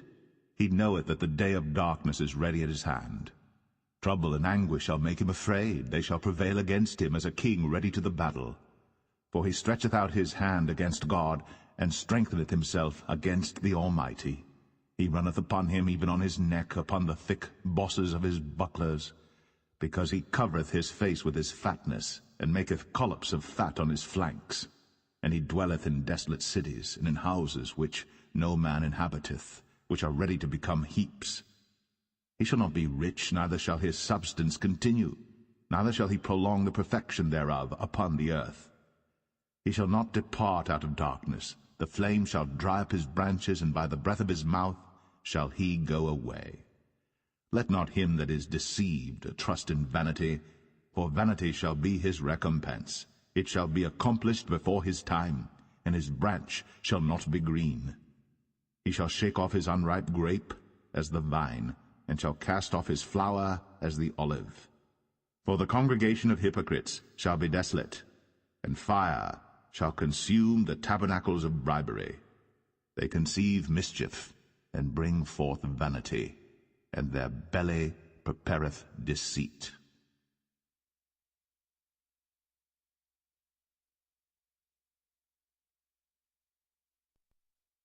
Job 16. Then Job answered and said, I have heard many such things. Miserable comforters are ye all. Shall vain words have an end, or what emboldeneth thee that thou answerest? I also could speak as ye do. If your soul were in my soul's stead, I could heap up words against you, and shake mine head at you. But I would strengthen you with my mouth, and the moving of my lips should assuage your grief. Though I speak, my grief is not assuaged, and though I forbear, what am I eased? But now he hath made me weary. Thou hast made desolate all my company, and thou hast filled me with wrinkles, which is a witness against me, and my leanness rising up in me beareth witness to my face. He teareth me in his wrath, who hateth me. He gnasheth upon me with his teeth. Mine enemy sharpeneth his eyes upon me. They have gaped upon me with their mouth. They have smitten me upon the cheek reproachfully. They have gathered themselves together against me. God hath delivered me to the ungodly, and turned me over into the hands of the wicked. I was at ease, but he hath broken me asunder.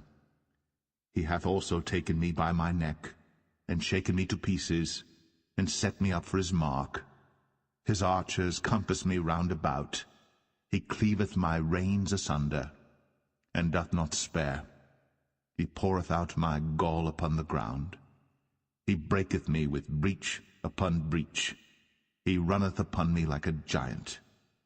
I have sewed sackcloth upon my skin, and defiled my horn in the dust. My face is foul with weeping, and on my eyelids is the shadow of death. Not for any injustice in mine hands, also my prayer is pure. O earth, cover not thou my blood, and let my cry have no place. Also now, behold, my witness is in heaven, and my record is on high. My friends scorn me, but mine eye poureth out tears unto God. Oh, that one might plead for a man with God as a man pleadeth for his neighbor. When a few years are come, then I shall go the way whence I shall not return.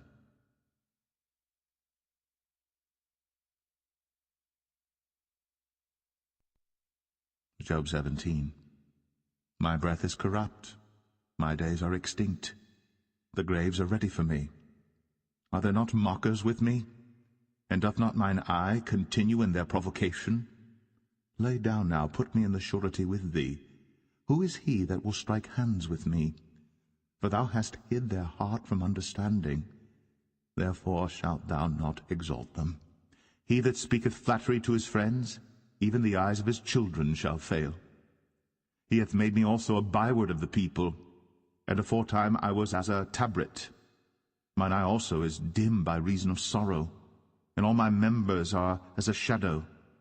Upright men shall be astonished at this, and the innocent shall stir up himself against the hypocrite. The righteous also shall hold on his way, and he that hath clean hands shall be stronger and stronger. But as for you all, do ye return and come now? For I cannot find one wise man among you. My days are past, my purposes are broken off, even the thoughts of my heart. They change the night into day. The light is short because of darkness. If I wait, the grave is mine house. I have made my bed in the darkness. I have said to corruption, Thou art my father. To the worm, Thou art my mother and my sister. And where is now my hope? As for my hope, who shall see it? They shall go down to the bars of the pit, when our rest together is in the dust.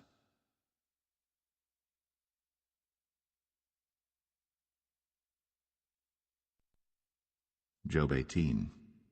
Then answered Bildad the Shuhite, and said, How long will it be ere ye make an end of words? Mark, and afterwards we will speak. Wherefore are we counted as beasts, and reputed vile in your sight? He teareth himself in his anger. Shall the earth be forsaken for thee, and shall the rock be removed out of his place? Yea, the light of the wicked shall be put out, and the spark of his fire shall not shine. The light shall be dark in his tabernacle, and his candle shall be put out with him. The steps of his strength shall be straitened, and his own counsel shall cast him down. For he is cast into a net by his own feet, and he walketh upon a snare. The gin shall take him by the heel, and the robber shall prevail against him. The snare is laid for him in the ground, and a trap for him in the way. Terror shall make him afraid on every side, and shall drive him to his feet. His strength shall be hunger-bitten, and destruction shall be ready at his side. It shall devour the strength of his skin, even the firstborn of death shall devour his strength.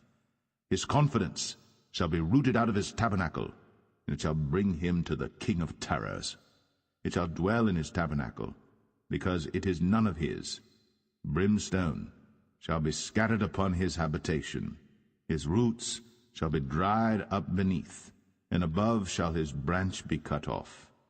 His remembrance shall perish from the earth, and he shall have no name in the street.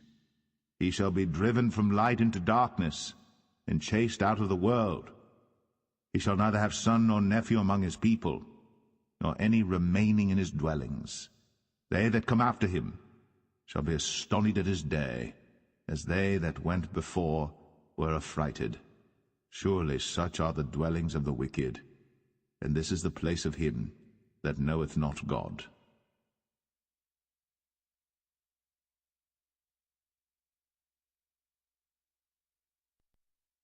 Job 19. Then Job answered and said, How long will ye vex my soul, and break me in pieces with words? These 10 times have ye reproached me. Ye are not ashamed that ye make yourselves strange to me? And be it indeed that I have erred, mine error remaineth with myself. If indeed ye will magnify yourselves against me, and plead against me my reproach, know now that God hath overthrown me, and hath compassed me with his net. Behold, I cry out of wrong, but I am not heard. I cry aloud, but there is no judgment. He hath fenced up my way that I cannot pass, and he hath set darkness in my paths. He hath stripped me of my glory, and taken the crown from my head. He hath destroyed me on every side, and I am gone, and mine hope hath he removed like a tree. He hath also kindled his wrath against me, and he counteth me unto him as one of his enemies. His troops come together, and raise up their way against me, and encamp round about my tabernacle. He hath put my brethren far from me, and mine acquaintance are verily estranged from me. My kinsfolk have failed, and my familiar friends have forgotten me. They that dwell in mine house and my maids count me for a stranger. I am an alien in their sight. I called my servant, and he gave me no answer. I entreated him with my mouth. My breath is strange to my wife, though I entreated for the children's sake of mine own body. Yea, young children despised me. I arose, and they spake against me. All my inward friends abhorred me, and they whom I loved are turned against me. My bone cleaveth to my skin and to my flesh, and I am escaped with the skin of my teeth. Have pity upon me, have pity upon me, O ye my friends, for the hand of God hath touched me. Why do ye persecute me as God, and are not satisfied with my flesh? Oh, that my words were now written, oh, that they were printed in a book, that they were graven with an iron pen, and lead in the rock forever. For I know that my Redeemer liveth, and that he shall stand at the latter day upon the earth. And though after my skin worms destroy this body, yet in my flesh shall I see God, whom I shall see for myself, and mine eyes shall behold, and not another, though my reins be consumed within me. But ye should say, Why persecute we him, seeing the root of the matter is found in me? Be ye afraid of the sword, for wrath bringeth the punishment of the sword, that ye may know there is a judgment.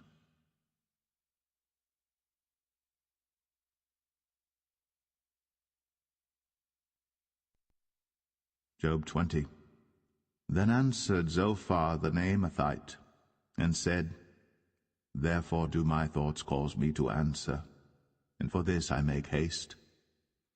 I have heard the check of my reproach, and the spirit of my understanding causeth me to answer. Knowest thou not this of old, since man was placed upon earth, that the triumphing of the wicked is short, and the joy of the hypocrite but for a moment? Though his excellency mount up to the heavens, and his head reach unto the clouds, yet he shall perish for ever like his own dung. They which have seen him shall say, Where is he? He shall fly away as a dream, and shall not be found. Yea, he shall be chased away as a vision of the night. The eye also which saw him shall see him no more, neither shall his place any more behold him. His children shall seek to please the poor, and his hands shall restore their goods. His bones are full of the sin of his youth, which shall lie down with him in the dust. Though wickedness be sweet in his mouth, though he hide it under his tongue, though he spare it, and forsake it not, but keep it still within his mouth, yet his meat in his bowels is turned. It is the gall of asps within him. He hath swallowed down riches, and he shall vomit them up again. God shall cast them out of his belly. He shall suck the poison of asps. The viper's tongue shall slay him. He shall not see the rivers, the floods, the brooks of honey and butter. That which he laboured for shall he restore, and shall not swallow it down. According to his substance shall the restitution be, and he shall not rejoice therein. Because he hath oppressed, and hath forsaken the poor, because he hath violently taken away an house which he builded not. Surely he shall not feel quietness in his belly. He shall not save of that which he desired. There shall none of his meat be left. Therefore shall no man look for his goods. In the fullness of his sufficiency he shall be in straits. Every hand of the wicked shall come upon him. When he is about to fill his belly, God shall cast the fury of his wrath upon him, and shall rain it upon him while he is eating. He shall flee from the iron weapon, and the bow of steel shall strike him through. It is drawn, and cometh out of the body, yea, the glittering sword cometh out of his gall. Terrors are upon him. All darkness shall be hid in his secret places. A fire not blown shall consume him. It shall go ill with him that is left in his tabernacle. The heaven shall reveal his iniquity, and the earth shall rise up against him. The increase of his house shall depart, and his goods shall flow away in the day of his wrath. This is the portion of a wicked man from God, and the heritage appointed unto him by God.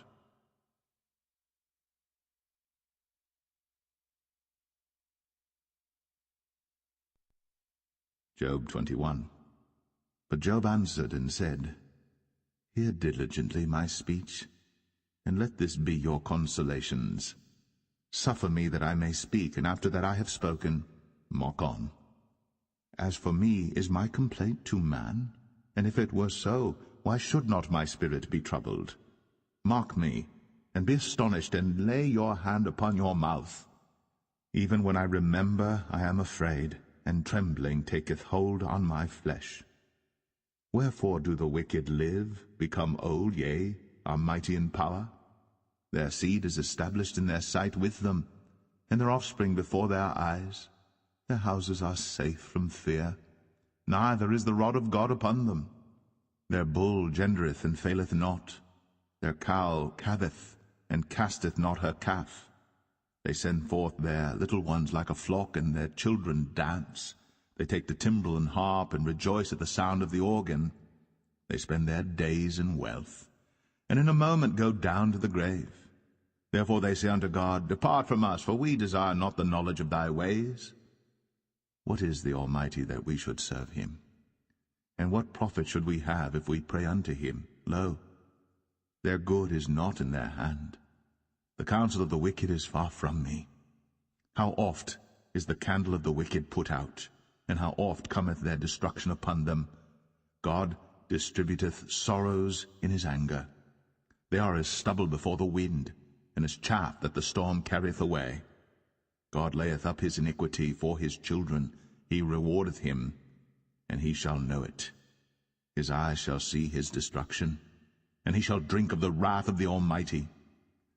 For what pleasure hath he in his house after him, when the number of his months is cut off in the midst? Shall any teach God knowledge, seeing he judgeth those that are high? One dieth in his full strength, being wholly at ease and quiet. His breasts are full of milk, and his bones are moistened with marrow. And another dieth in the bitterness of his soul, and never eateth with pleasure. They shall lie down alike in the dust, and the worms shall cover them. Behold, I know your thoughts, and the devices which ye wrongfully imagine against me. For ye say, Where is the house of the prince? And where are the dwelling places of the wicked? Have ye not asked them that go by the way, And do ye not know their tokens, that the wicked is reserved to the day of destruction? They shall be brought forth to the day of wrath. Who shall declare his way to his face? And who shall repay him what he hath done? Yet shall he be brought to the grave, and shall remain in the tomb. The clods of the valley shall be sweet unto him, and every man shall draw after him, as there are innumerable before him. How then comfort ye me in vain, seeing in your answers there remaineth falsehood?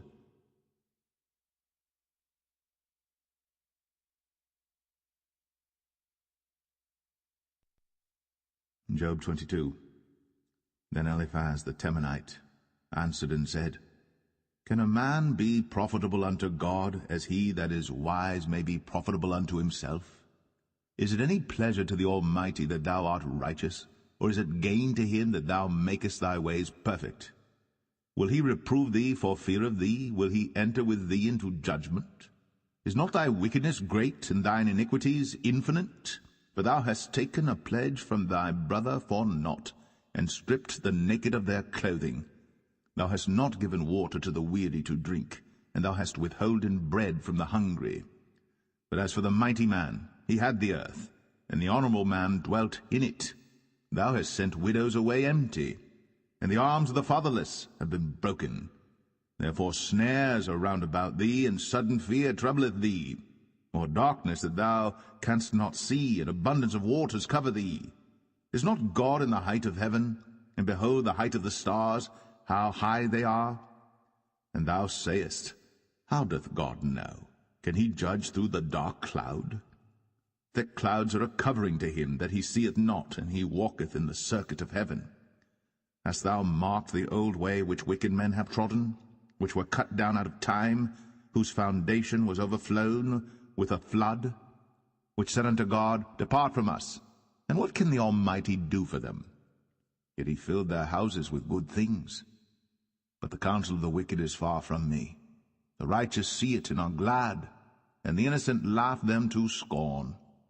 Whereas our substance is not cut down, but the remnant of them the fire consumeth. Acquaint now thyself with him, and be at peace, thereby good shall come unto thee. Receive, I pray thee, the law from his mouth, and lay up his words in thine heart. If thou return to the Almighty, thou shalt be built up. Thou shalt put away iniquity far from thy tabernacles.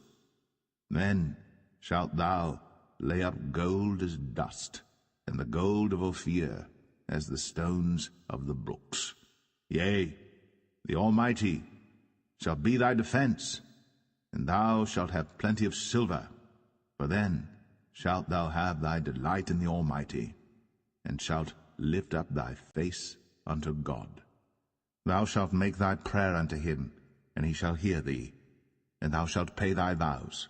Thou shalt also decree a thing, and it shall be established unto thee. And the light shall shine upon thy ways.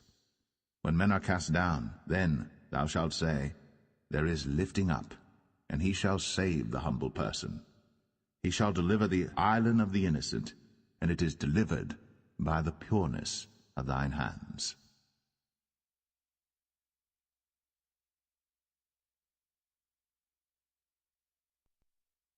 Job 23. Then Job answered and said, Even today is my complaint bitter. My stroke is heavier than my groaning.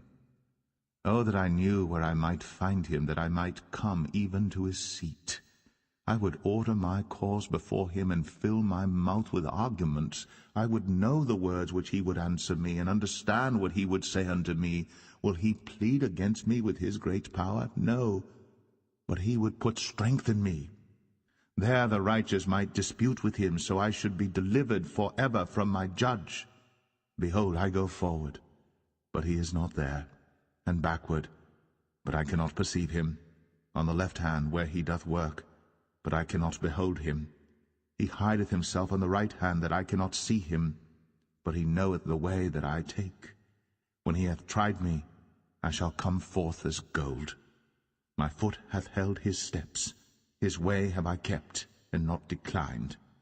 Neither have I gone back from the commandment of his lips. I have esteemed the words of his mouth more than my necessary food. But he is in one mind, and who can turn him? And what his soul desireth, even that he doeth. For he performeth the thing that is appointed for me, and many such things are with him. Therefore am I troubled at his presence. When I consider, I am afraid of him. For God maketh my heart soft, and the Almighty troubleth me. Because I was not cut off before the darkness, neither hath he covered the darkness from my face.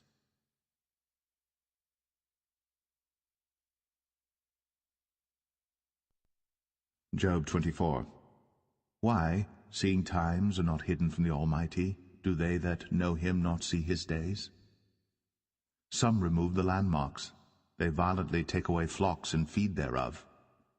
They drive away the ass of the fatherless. They take the widow's ox for a pledge. They turn the needy out of the way. The poor of the earth hide themselves together. Behold, as wild asses in the desert, go they forth to their work, rising betimes for a prey. The wilderness yieldeth food for them, and for their children. They reap every one his corn in the field, and they gather the vintage of the wicked. They cause the naked to lodge without clothing, that they have no covering in the cold. They are wet with the showers of the mountains, and embrace the rock for want of a shelter. They pluck the fatherless from the breast, and take a pledge of the poor. They cause him to go naked without clothing, and they take away the sheaf from the hungry, which make oil within their walls, and tread their winepresses, and suffer thirst. Men groan from out of the city, and the soul of the wounded crieth out. Yet God layeth not folly to them. They are of those that rebel against the light. They know not the ways thereof, nor abide in the paths thereof. The murderer rising with the light killeth the poor and needy, and in the night is as a thief. The eye also of the adulterer waiteth for the twilight, saying, No eye shall see me, and disguiseth his face. In the dark they dig through houses which they had marked for themselves in the daytime. They know not the light. For the morning is to them even as the shadow of death. If one know them, they are in the terrors of the shadow of death. He is swift as the waters. Their portion is cursed in the earth. He beholdeth not the way of the vineyards. Drought and heat consume the snow waters. So doth the grave those which have sinned. The womb shall forget him. The worm shall feed sweetly on him. He shall be no more remembered, and wickedness shall be broken as a tree. He evil entreateth the barren that beareth not, and doeth not good to the widow. He draweth also the mighty with his power. He riseth up, and no man is sure of life. Though it be given him to be in safety whereon he resteth, yet his eyes are upon their ways. They are exalted for a little while, but are gone and brought low. They are taken out of the way as all other, and cut off as the tops of the ears of corn. And if it be not so now, who will make me a liar, and make my speech nothing worth?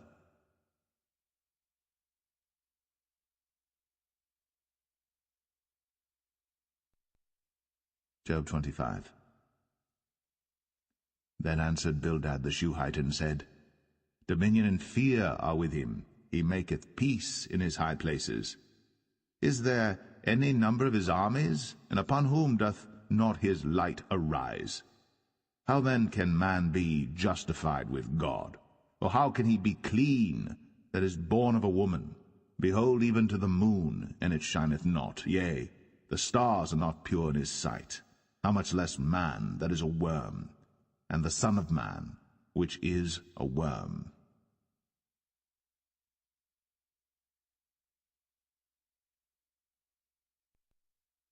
Job 26. But Job answered and said, How hast thou helped him that is without power? How savest thou the arm that hath no strength? How hast thou counselled him that hath no wisdom? And how hast thou plentifully declared the thing as it is? To whom hast thou uttered words, and whose spirit came from thee?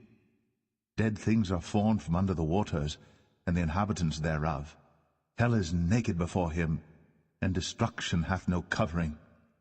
He stretcheth out the north over the empty place. and hangeth the earth upon nothing.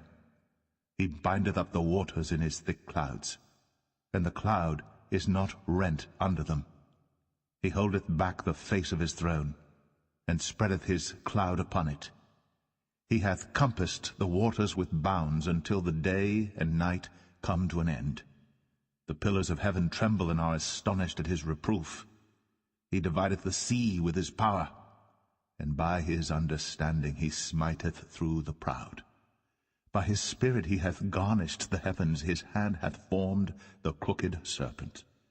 Lo, these are parts of his ways, but how little a portion is heard of him. But the thunder of his power, who can understand?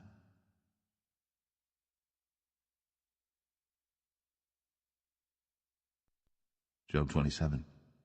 Moreover, Job continued his parable and said, As God liveth, who hath taken away my judgment? And the Almighty, who hath vexed my soul? All the while my breath is in me, and the Spirit of God is in my nostrils, my lips shall not speak wickedness, nor my tongue utter deceit. God forbid that I should justify you. Till I die will I not remove mine integrity from me.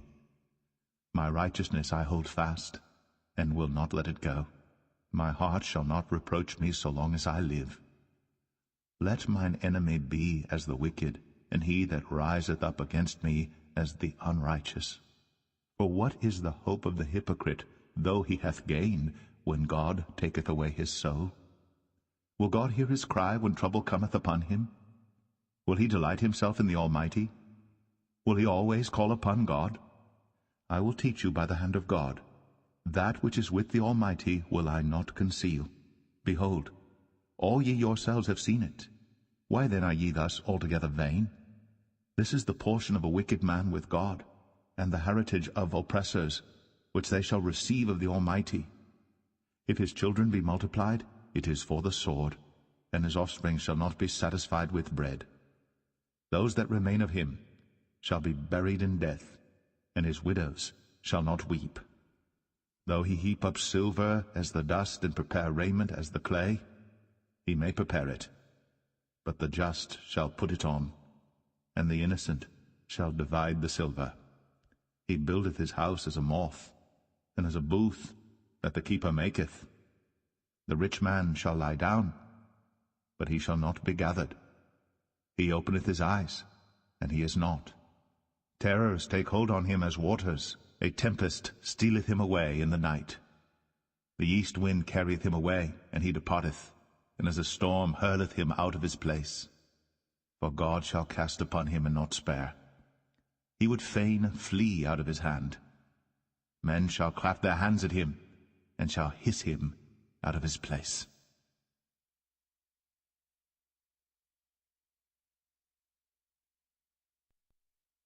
Job 28. Surely there is a vein for the silver, and a place for gold where they refine it.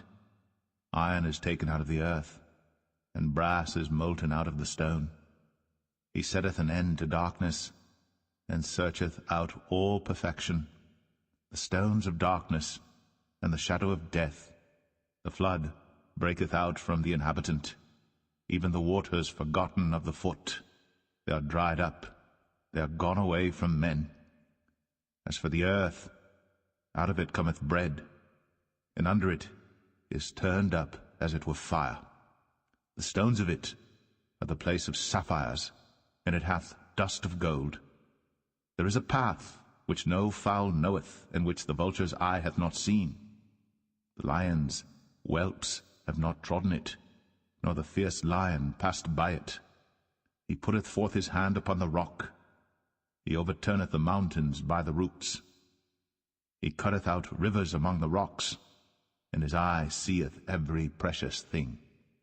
He bindeth the floods from overflowing, and the thing that is hid bringeth he forth to light. But where shall wisdom be found? And where is the place of understanding? Man knoweth not the price thereof, neither is it found in the land of the living. The depth saith, It is not in me, and the sea saith, It is not with me. It cannot be gotten for gold, neither shall silver be weighed for the price thereof. It cannot be valued with the gold of Ophir, with the precious onyx or the sapphire. The gold and the crystal cannot equal it, and the exchange of it shall not be for jewels of fine gold. No mention shall be made of coral or of pearls, for the price of wisdom is above rubies. The topaz of Ethiopia shall not equal it, neither shall it be valued with pure gold. Whence then cometh wisdom? And where is the place of understanding? Seeing it is hid from the eyes of all living, and kept close from the fowls of the air. Destruction and death say, We have heard the fame thereof with our ears. God understandeth the way thereof, and he knoweth the place thereof. For he looketh to the ends of the earth, and seeth under the whole heaven, to make the weight for the winds, and he weigheth the waters by measure.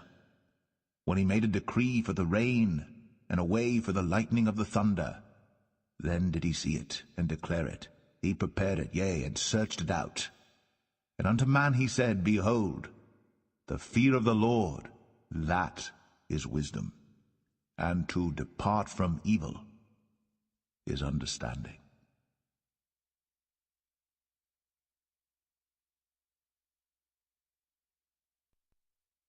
Job 29.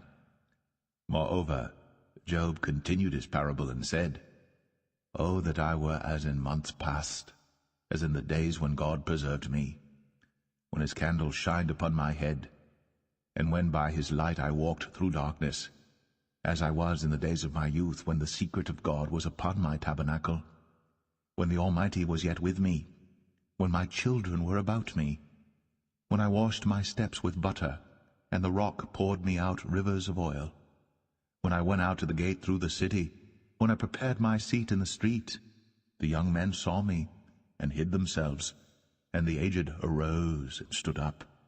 The princes refrained talking, and laid their hand on their mouth.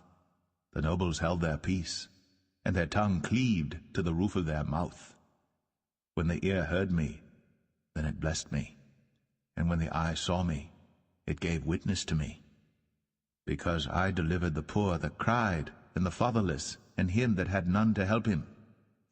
The blessing of him that was ready to perish came upon me, and I caused the widow's heart to sing for joy. I put on righteousness, and it clothed me. My judgment was as a robe and a diadem. I was eyes to the blind, and feet was I to the lame. I was a father to the poor, and the cause which I knew not I searched out. And I brake the jaws of the wicked, and plucked the spoil out of his teeth. Then I said, I shall die in my nest, and I shall multiply my days as the sand. My root was spread out by the waters, and the dew lay all night upon my branch. My glory was fresh in me, and my bow was renewed in my hand. Unto me men gave ear, and waited, and kept silence at my counsel. After my words they spake not again, and my speech dropped upon them. And they waited for me as for the rain, and they opened their mouth wide as for the latter rain. If I laughed on them, they believed it not, and the light of my countenance they cast not down. I chose out their way, and sat chief, and dwelt as a king in the army, as one that comforteth the mourners.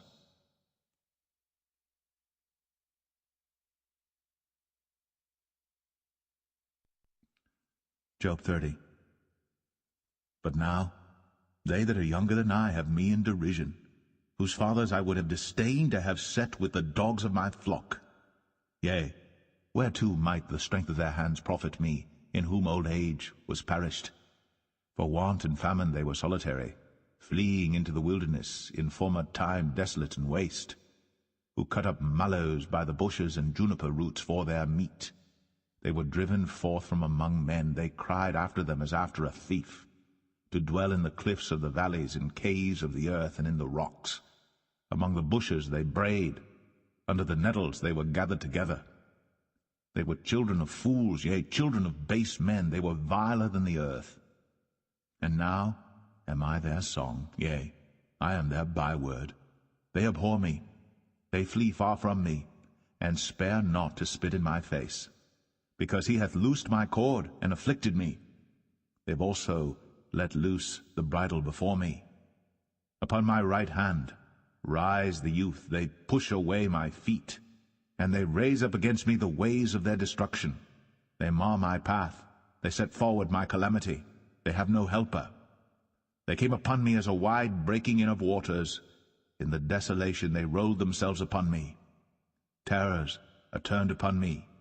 They pursue my soul as the wind, and my welfare passeth away as a cloud.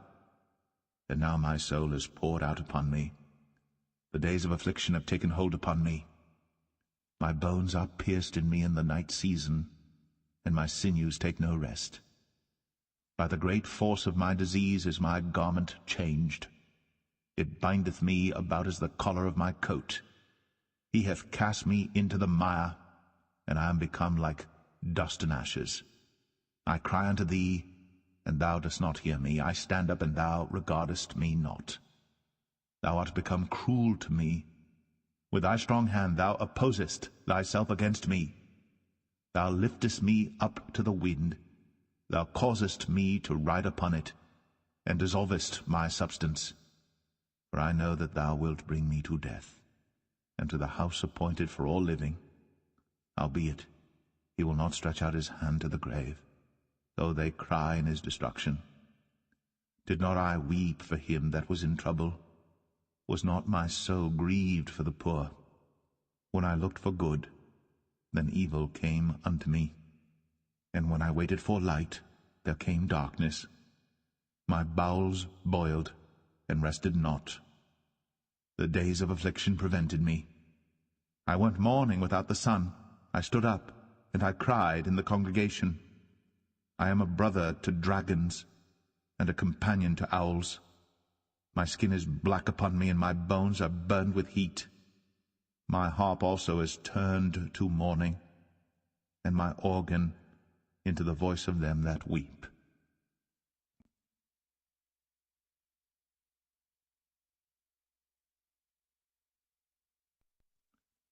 Job 31.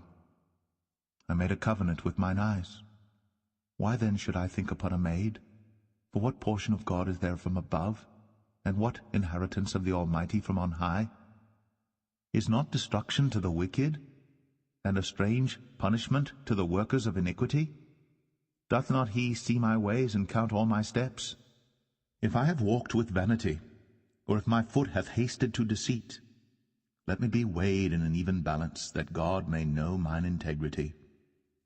If my step hath turned out of the way, and mine heart walked after mine eyes, and if any blot hath cleaved to mine hands, then let me sow, and let another eat, yea, let my offspring be rooted out.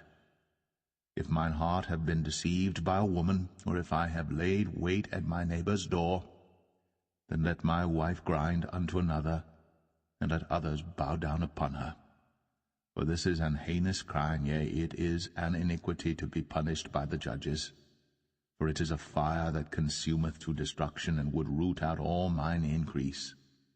If I did despise the cause of my manservant or of my maidservant when they contended with me, what then shall I do when God riseth up? And when he visiteth, what shall I answer him? Did not he that made me in the womb make him? And did not one fashion us in the womb? If I have withheld the poor from their desire, or have caused the eyes of the widow to fail, or have eaten my morsel myself alone, and the fatherless hath not eaten thereof. For from my youth he was brought up with me, as with a father, and I have guided her from my mother's womb. If I have seen any perish for want of clothing, or any poor without covering, if his loins have not blessed me, and if he were not warmed with the fleece of my sheep, if I have lifted up my hand against the fatherless, when I saw my help in the gate, then let mine arm fall from my shoulder blade, and mine arm be broken from the bone. For destruction from God was a terror to me, and by reason of his highness I could not endure.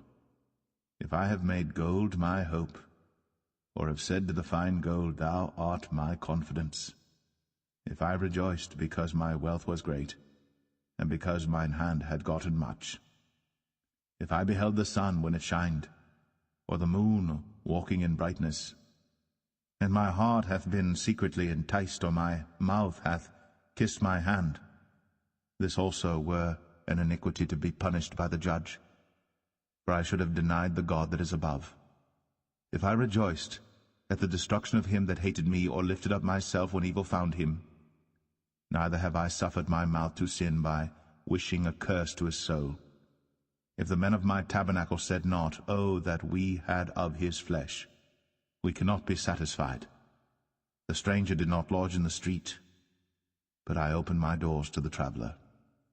If I covered my transgressions as Adam, by hiding mine iniquity in my bosom, did I fear great multitude, or did the contempt of families terrify me, that I kept silence, and went not out of the door?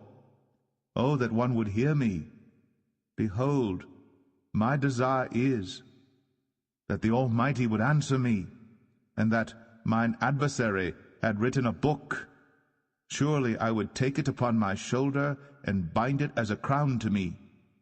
I would declare unto him the number of my steps.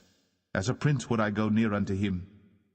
If my land cry against me, or that the furrows likewise thereof complain, if I have eaten the fruits thereof without money, or have caused the owners thereof to lose their life, let thistles grow instead of wheat, and cockle instead of barley. The words of Job are ended.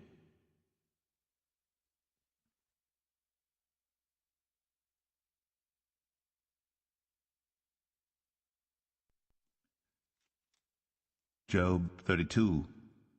So these 3 men ceased to answer Job, because he was righteous in his own eyes. Then was kindled the wrath of Elihu the son of Barachel the Buzite, of the kindred of Ram. Against Job was his wrath kindled, because he justified himself rather than God. Also against his 3 friends was his wrath kindled, because they had found no answer, and yet had condemned Job. Now Elihu had waited till Job had spoken, because they were elder than he. When Elihu saw that there was no answer in the mouth of these 3 men, then his wrath was kindled. And Elihu the son of Barachel the Buzite answered and said, I am young, and ye are very old. Wherefore I was afraid, and durst not show you mine opinion. I said, Days should speak, and multitude of years should teach wisdom. But there is a spirit in man, and the inspiration of the Almighty giveth them understanding. Great men are not always wise, neither do the aged understand judgment. Therefore I said, Hearken to me, I also will show mine opinion. Behold, I waited for your words. I gave ear to your reasons, whilst ye searched out what to say. Yea, I attended unto you, and behold, there was none of you that convinced Job, or that answered his words. Lest ye should say, We have found out wisdom. God thrusteth him down, not man. Now he hath not directed his words against me, neither will I answer him with your speeches. They were amazed. They answered no more. They left off speaking. When I had waited, for they spake not, but stood still, and answered no more, I said, I will answer also my part. I also will show mine opinion. For I am full of matter. The spirit within me constraineth me. Behold, my belly is as wine, which hath no vent. It is ready to burst like new bottles. I will speak, that I may be refreshed. I will open my lips and answer. Let me not, I pray you, accept any man's person, neither let me give flattering titles unto man. For I know not to give flattering titles. In so doing my Maker would soon take me away.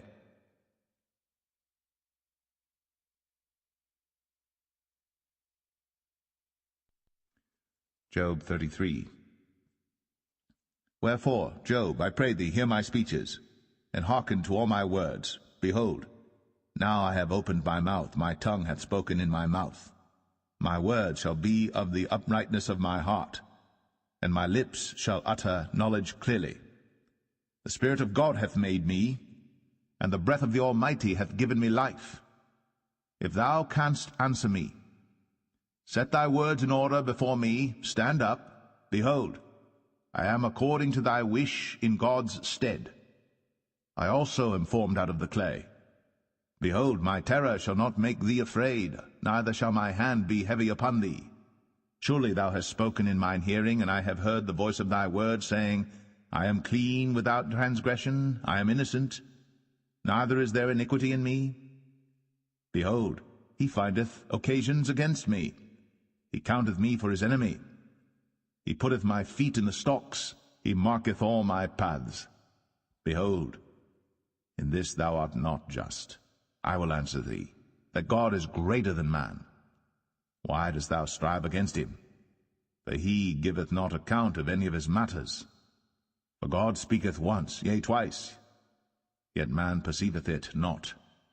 In a dream, in a vision of the night, when deep sleep falleth upon men, in slumberings upon the bed, then he openeth the ears of men, and sealeth their instruction, that he may withdraw man from his purpose, and hide pride from man.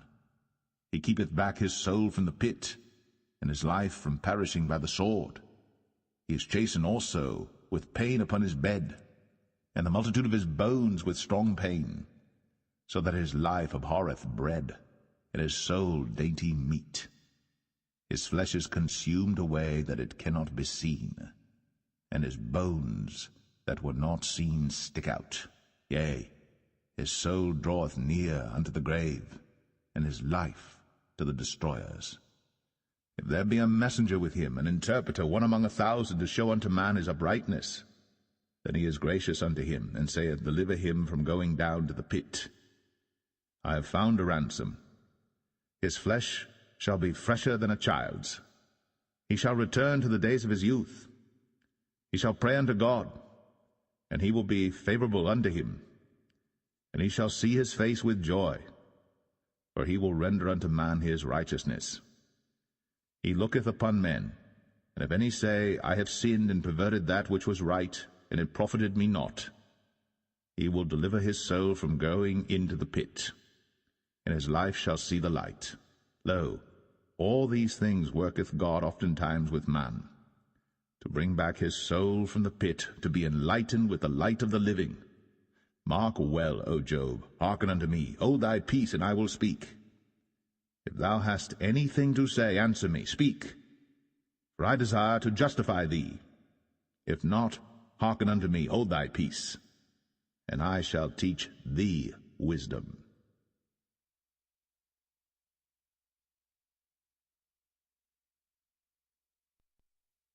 Job 34. Furthermore Elihu answered and said, Hear my words, O ye wise men, and give ear unto me, ye that have knowledge. For the ear trieth words, as the mouth tasteth meat. Let us choose to us judgment, let us know among ourselves what is good. For Job hath said, I am righteous, and God hath taken away my judgment. Should I lie against my right? My wound is incurable without transgression. What man is like Job, who drinketh up scorning like water, which goeth in company with the workers of iniquity, and walketh with wicked men? For he hath said, It profiteth a man nothing that he should delight himself with God. Therefore hearken unto me, ye men of understanding. Far be it from God that he should do wickedness, and from the Almighty that he should commit iniquity. For the work of a man shall he render unto him, and cause every man to find according to his ways. Yea, surely God will not do wickedly, neither will the Almighty pervert judgment. Who hath given him a charge over the earth, or who hath disposed the whole world? If he set his heart upon man, if he gathered unto himself his spirit and his breath, all flesh shall perish together, and man shall turn again unto dust. If now thou hast understanding, hear this. Hearken to the voice of my words. Shall even he that hateth right govern? And wilt thou condemn him that is most just? Is it fit to say to a king, Thou art wicked, and to princes, Ye are ungodly? How much less to him that accepteth not the persons of princes, nor regardeth the rich more than the poor? For they all are the work of his hands. In a moment shall they die, and the people shall be troubled at midnight, and pass away, and the mighty shall be taken away without hand. For his eyes are upon the ways of man, and he seeth all his goings. There is no darkness, nor shadow of death, where the workers of iniquity may hide themselves. For he will not lay upon man more than right, that he should enter into judgment with God. He shall break in pieces mighty men without number, and set others in their stead. Therefore he knoweth their works, and he overturneth them in the night, so that they are destroyed. He striketh them as wicked men in the open sight of others, because they turned back from him, and would not consider any of his ways, so that they caused the cry of the poor to come unto him, and he heareth the cry of the afflicted. When he giveth quietness, who then can make trouble? And when he hideth his face, who then can behold him? Whether it be done against a nation or against a man only, that the hypocrite reign not, lest the people be ensnared. Surely it is meet to be said unto God, I have borne chastisement, I will not offend any more. That which I see not, teach thou me. If I have done iniquity, I will do no more. Should it be according to thy mind, he will recompense it, whether thou refuse or whether thou choose, and not I. Therefore speak what thou knowest. Let men of understanding tell me, and let a wise man hearken unto me. Job hath spoken without knowledge, and his words were without wisdom. My desire is that Job may be tried unto the end because of his answers for wicked men. For he addeth rebellion unto his sin. He clappeth his hands among us, and multiplied his words against God.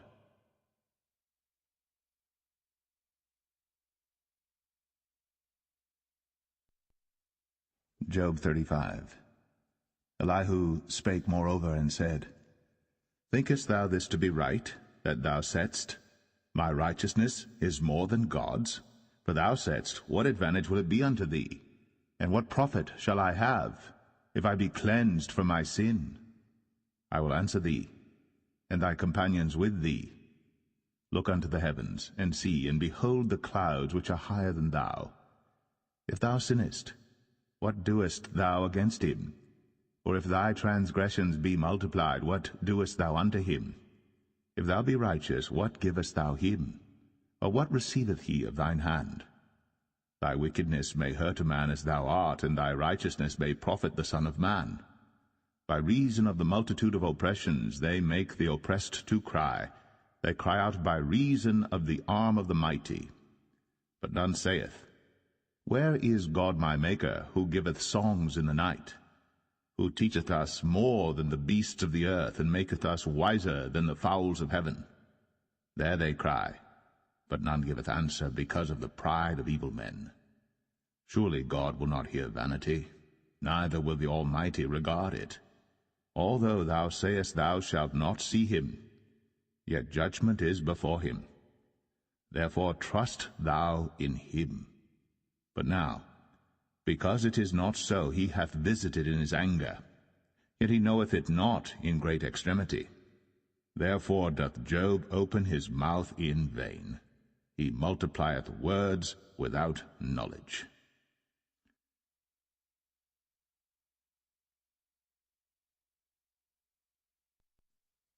Job 36. Elihu also proceeded and said, Suffer me a little, and I will show thee that I have yet to speak on God's behalf. I will fetch my knowledge from afar, and will ascribe righteousness to my Maker. For truly my words shall not be false. He that is perfect in knowledge is with thee. Behold, God is mighty, and despiseth not any. He is mighty in strength and wisdom.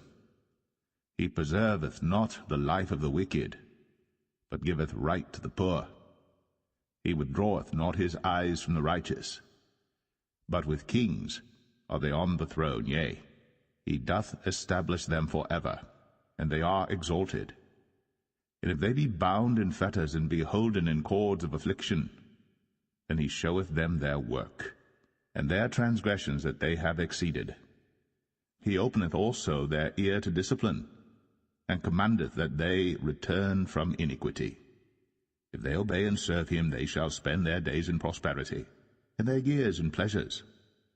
But if they obey not, They shall perish by the sword, and they shall die without knowledge. But the hypocrites in heart heap up wrath. They cry not when he bindeth them. They die in youth, and their life is among the unclean. He delivereth the poor in his affliction, and openeth their ears in oppression. Even so, would he have removed thee out of the strait into a broad place, where there is no straightness, and that which should be set on thy table should be full of fatness? But thou hast fulfilled the judgment of the wicked. Judgment and justice take hold on thee. Because there is wrath, beware lest he take thee away with his stroke. Then a great ransom cannot deliver thee. Will he esteem thy riches? No, not gold, nor all the forces of strength. Desire not the night, when people are cut off in their place. Take heed, regard not iniquity, for this hast thou chosen rather than affliction. Behold, God exalteth by his power. Who teacheth like him? Who hath enjoined him his way? Or who can say, Thou hast wrought iniquity? Remember that thou magnify his work, which men behold. Every man may see it. Man may behold it afar off. Behold, God is great, and we know him not. Neither can the number of his years be searched out. For he maketh small the drops of water. They pour down rain according to the vapour thereof, which the clouds do drop and distill upon man abundantly. Also, can any understand the spreadings of the clouds, or the noise of his tabernacle? Behold, he spreadeth his light upon it, and covereth the bottom of the sea. For by them judgeth he the people, he giveth meat in abundance. With clouds he covereth the light, and commandeth it not to shine by the cloud that cometh betwixt. The noise thereof showeth concerning it, the cattle also, concerning the vapour.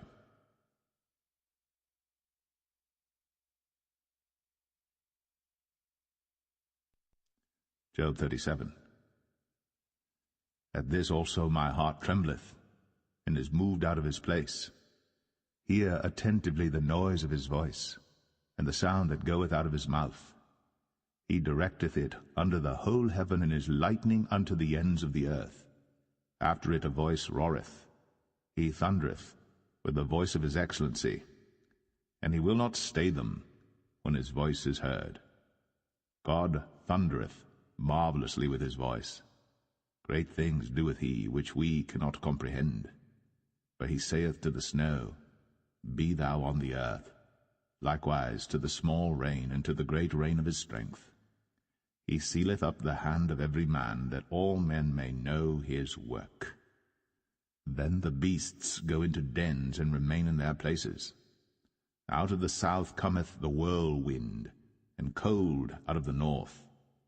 By the breath of God frost is given, and the breath of the waters is straitened. Also by watering he wearieth the thick cloud, he scattereth his bright cloud. And it is turned round about by his counsels, that they may do whatsoever he commandeth them upon the face of the world in the earth. He causeth it to come, whether for correction, or for his land, or for mercy. Hearken unto this, O Job, stand still, and consider the wondrous works of God. Dost thou know when God disposed them, and caused the light of his cloud to shine? Dost thou know the balancings of the clouds, the wondrous works of him, which is perfect in knowledge? How thy garments are warm, when he quieteth the earth by the south wind. Hast thou with him spread out the sky, which is strong, and as a molten looking-glass? Teach us what we shall say unto him, for we cannot order our speech by reason of darkness. Shall it be told him that I speak? If a man speak, surely he shall be swallowed up. And now men see not the bright light which is in the clouds, but the wind passeth, and cleanseth them. Fair weather cometh out of the north. With God is terrible majesty. Touching the Almighty, we cannot find him out. He is excellent in power, and in judgment, and in plenty of justice he will not afflict. Men do therefore fear him, He respecteth not any that are wise of heart.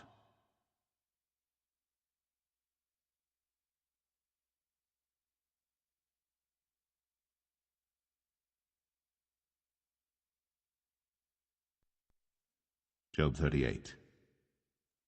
Then the Lord answered Job out of the whirlwind, and said, Who is this that darkeneth counsel by words without knowledge? Gird up now thy loins like a man, for I will demand of thee, and answer thou me. Where wast thou when I laid the foundations of the earth? Declare, if thou hast understanding. Who hath laid the measures thereof, if thou knowest? Or who hath stretched the line upon it? Whereupon are the foundations thereof fastened? Or who laid the cornerstone thereof? When the morning stars sang together, and all the sons of God shouted for joy? Or who shut up the sea with doors when it brake forth, as if it had issued out of the womb? When I made the cloud the garment thereof, and thick darkness a swaddling band for it, and brake up for it my decreed place, and set bars and doors, and said, Hitherto shalt thou come, but no further, and here shall thy proud waves be stayed. Hast thou commanded the morning since thy days, and caused the dayspring to know his place, that it might take hold of the ends of the earth, that the wicked might be shaken out of it? It is turned as clay to the seal, and they stand as a garment, and from the wicked their light is withholden, and the high arm shall be broken. Hast thou entered into the springs of the sea? Or hast thou walked in the search of the depth? Have the gates of death been opened unto thee? Or hast thou seen the doors of the shadow of death? Hast thou perceived the breadth of the earth? Declare, if thou knowest it all. Where is the way where light dwelleth? And as for darkness, where is the place thereof?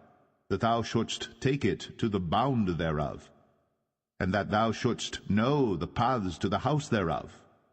Knowest thou it because thou wast then born, or because the number of thy days is great? Hast thou entered into the treasures of the snow?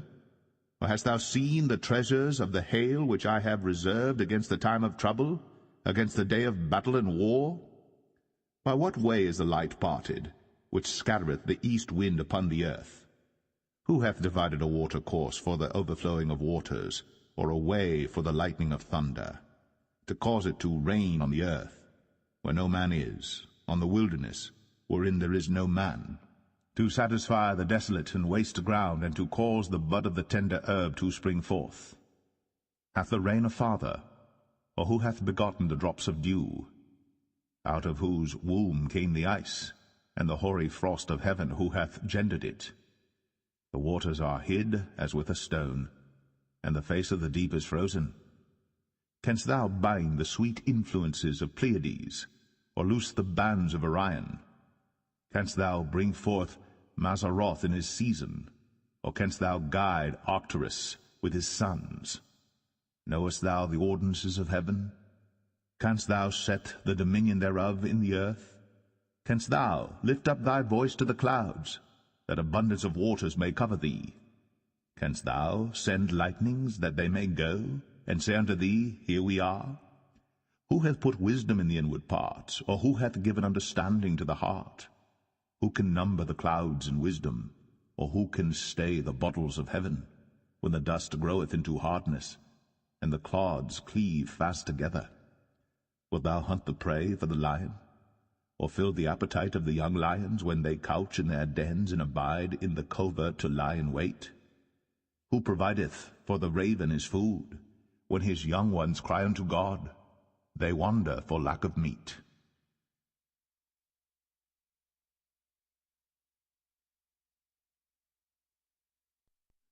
Job 39. Knowest thou the time when the wild goats of the rock bring forth?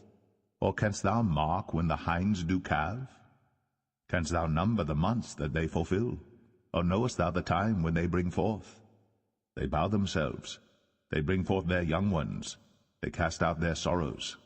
Their young ones are in good liking, they grow up with corn, they go forth, and return not unto them.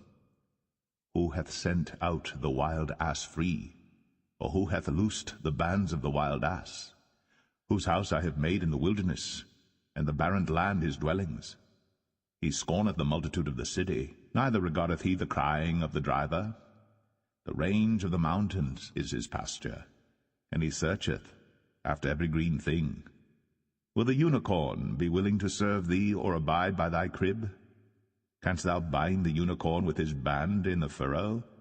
Or will he harrow the valleys after thee? Wilt thou trust him because his strength is great? Or wilt thou leave thy labor to him?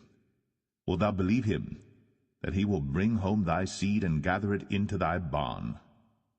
Gavest thou the goodly wings unto the peacocks, or wings and feathers unto the ostrich, which leaveth her eggs in the earth, and warmeth them in dust, and forgetteth that the foot may crush them, or that the wild beast may break them?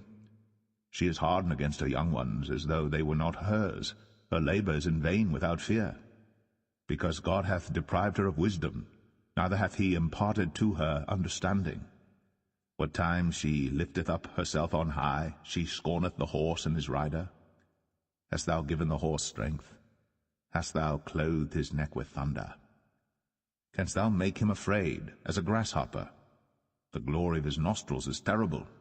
He paweth in the valley, and rejoiceth in his strength. He goeth on to meet the armed men. He mocketh at fear, and is not affrighted, neither turneth he back from the sword. The quiver rattleth against him, the glittering spear and the shield. He swalloweth the ground with fierceness and rage. Neither believeth he that it is the sound of the trumpet. He saith among the trumpets, Ha, ha! And he smelleth the battle afar off, the thunder of the captains, and the shouting.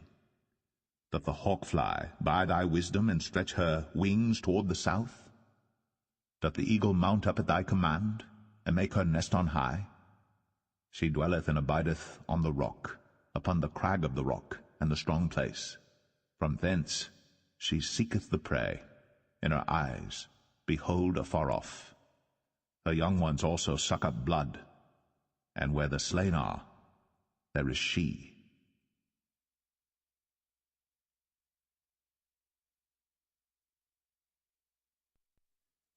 Job 40. Moreover, the Lord answered Job, and said, Shall he that contendeth with the Almighty instruct him? He that reproveth God? Let him answer it. Then Job answered the Lord, and said, Behold, I am vile. What shall I answer thee? I will lay mine hand upon my mouth. Once have I spoken, but I will not answer, yea, twice, but I will proceed no further. Then answered the Lord unto Job out of the whirlwind, and said, Gird up thy loins now like a man. I will demand of thee, and declare thou unto me. Wilt thou also disannul my judgment? Wilt thou condemn me, that thou mayest be righteous? Hast thou an arm like God, or canst thou thunder with a voice like him? Deck thyself now with majesty and excellency, and array thyself with glory and beauty. Cast abroad the rage of thy wrath, and behold every one that is proud, and abase him. Look on every one that is proud, and bring him low, and tread down the wicked in their place. Hide them in the dust together, and bind their faces in secret. Then will I also confess unto thee that thine own right hand can save thee. Behold now Behemoth, which I made with thee. He eateth grass as an ox. Lo now, his strength is in his loins, and his force is in the navel of his belly. He moveth his tail like a cedar, the sinews of his stones are wrapped together. His bones are as strong pieces of brass, his bones are like bars of iron. He is the chief of the ways of God. He that made him can make his sword to approach unto him. Surely the mountains bring him forth food, where all the beasts of the field play. He lieth under the shady trees, in the covert of the reed and fens. The shady trees cover him with their shadow. The willows of the brook compass him about. Behold, he drinketh up a river, and hasteth not. He trusteth that he can draw up Jordan into his mouth. He taketh it with his eyes. His nose pierceth through snares.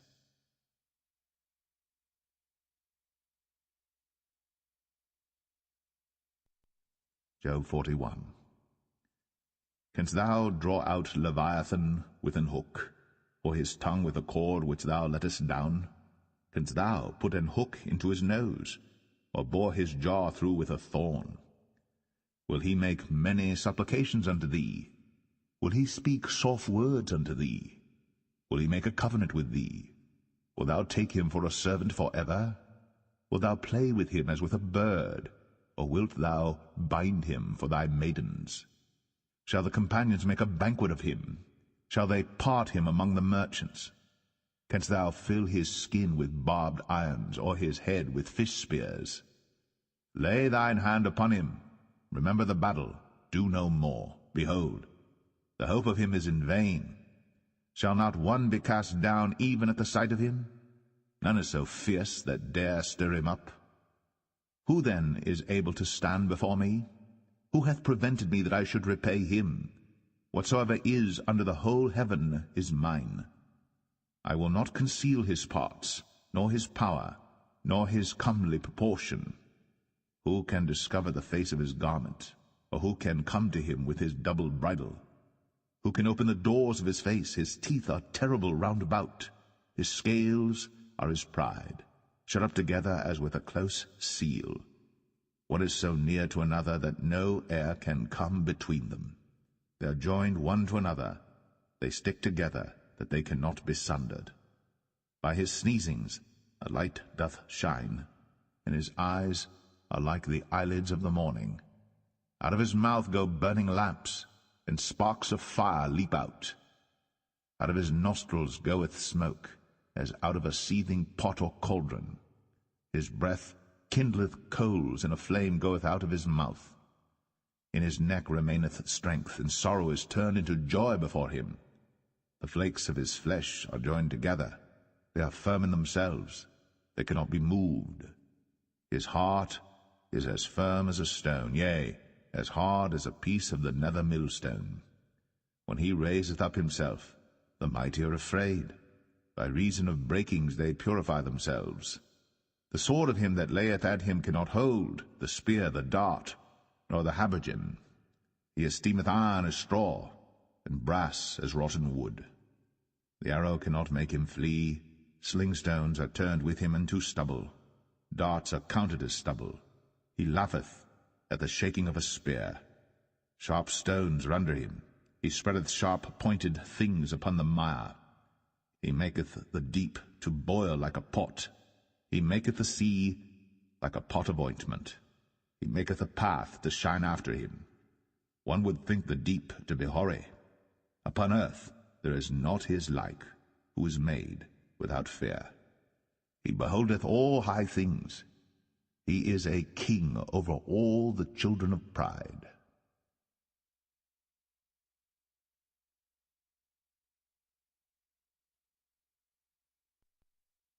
Job 42.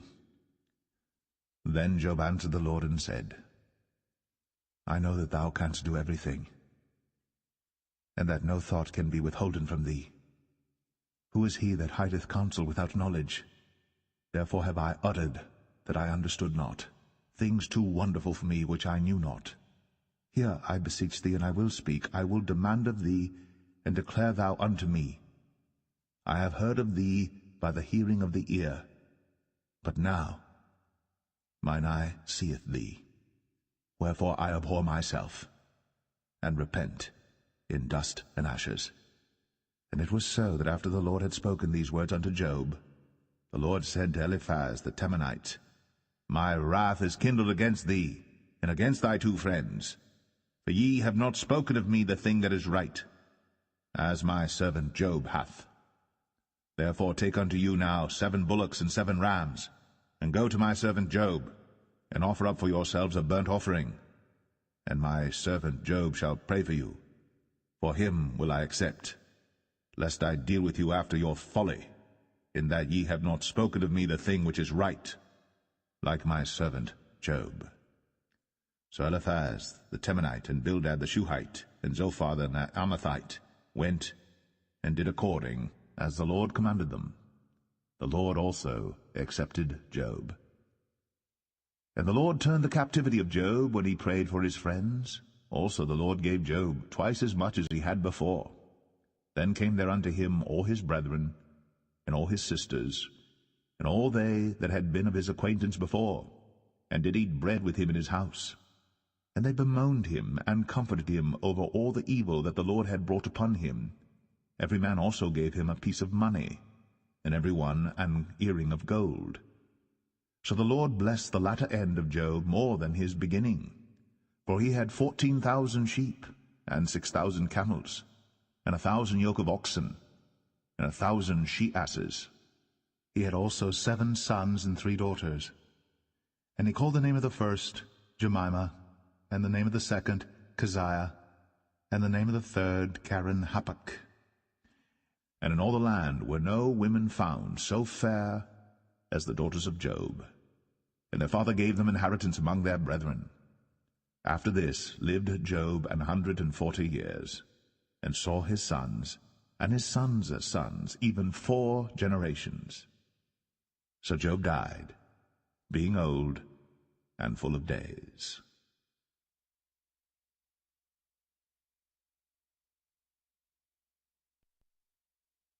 The Book of Psalms.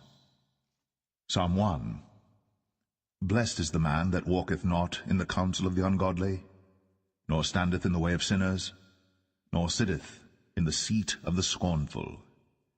But his delight is in the law of the Lord, and in his law doth he meditate day and night. And he shall be like a tree planted by the rivers of water, that bringeth forth his fruit in his season. His leaf also shall not wither, and whatsoever he doeth shall prosper. The ungodly are not so, but are like the chaff which the wind driveth away.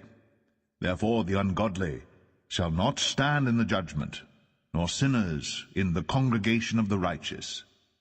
For the Lord knoweth the way of the righteous, but the way of the ungodly shall perish.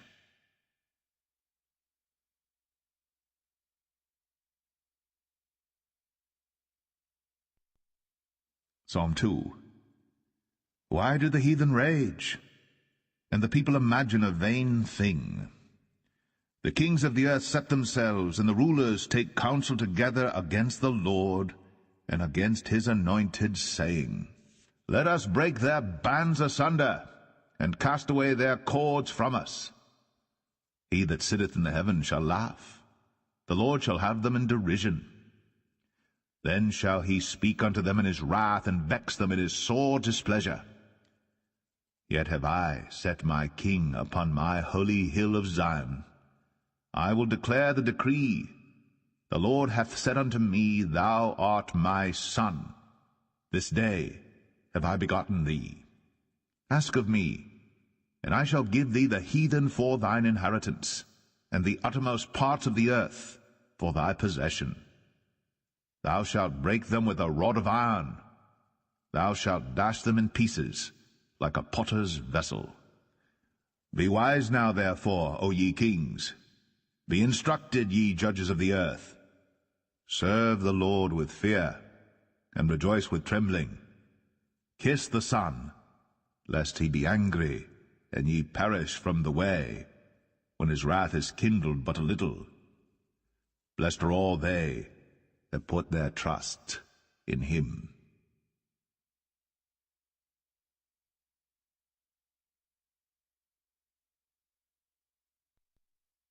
Psalm 3. Lord, how are they increased that trouble me? Many are they that rise up against me. Many there be which say of my soul, There is no help for him in God, Selah. But thou, O Lord, art a shield for me, my glory, and the lifter up of mine head. I cried unto the Lord with my voice, and he heard me out of his holy hill, Selah. I laid me down and slept. I awaked, for the Lord sustained me. I will not be afraid of 10,000s of people that have set themselves against me round about. Arise, O Lord, save me, O my God. For thou hast smitten all mine enemies upon the cheekbone. Thou hast broken the teeth of the ungodly. Salvation belongeth unto the Lord. Thy blessing is upon thy people, Selah.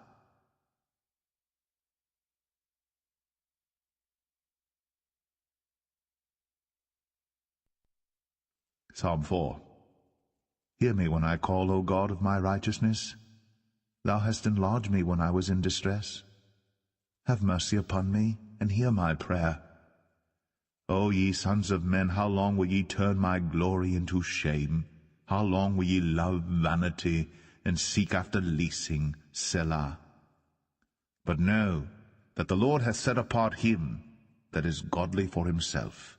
The Lord will hear when I call unto him. Stand in awe, and sin not.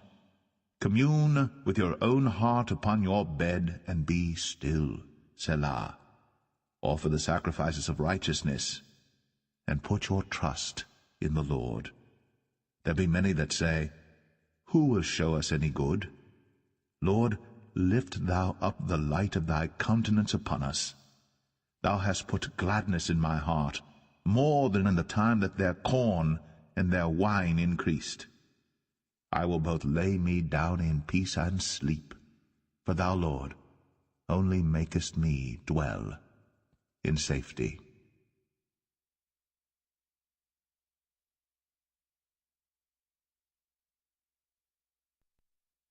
Psalm 5. Give ear to my words, O Lord. Consider my meditation. Hearken unto the voice of my cry, my King and my God. For unto thee will I pray. My voice shalt thou hear in the morning, O Lord. In the morning will I direct my prayer unto thee, and will look up. For thou art not a God that hath pleasure in wickedness, neither shall evil dwell with thee. The foolish shall not stand in thy sight. Thou hatest all workers of iniquity. Thou shalt destroy them that speak leasing. The Lord will abhor the bloody and deceitful man. But as for me, I will come into thy house in the multitude of thy mercy, and in thy fear will I worship toward thy holy temple. Lead me, O Lord, in thy righteousness because of mine enemies. Make thy way straight before my face. For there is no faithfulness in their mouth. Their inward part is very wickedness. Their throat is an open sepulchre. They flatter with their tongue. Destroy thou them, O God. Let them fall by their own counsels.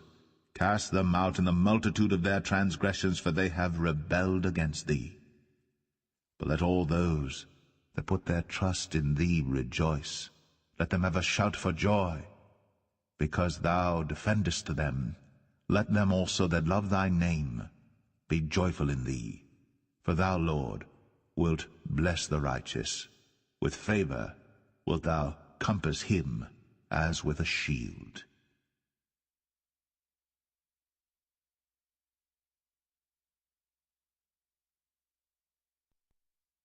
Psalm 6. O Lord, rebuke me not in thine anger, neither chasten me in thy hot displeasure. Have mercy upon me, O Lord, for I am weak. O Lord, heal me, for my bones are vexed. My soul is also sore vexed. But thou, O Lord, how long? Return, O Lord, deliver my soul. O save me, for thy mercy's sake. For in death there is no remembrance of thee. In the grave who shall give thee thanks? I am weary with my groaning. All the night make I my bed to swim. I water my couch with my tears. Mine eye is consumed because of grief. It waxeth old because of all mine enemies. Depart from me, all ye workers of iniquity, for the Lord hath heard the voice of my weeping. The Lord hath heard my supplication. The Lord will receive my prayer. Let all mine enemies be ashamed and sore vexed. Let them return and be ashamed suddenly.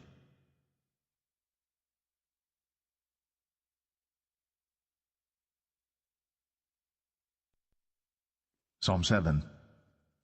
O Lord my God, in thee do I put my trust.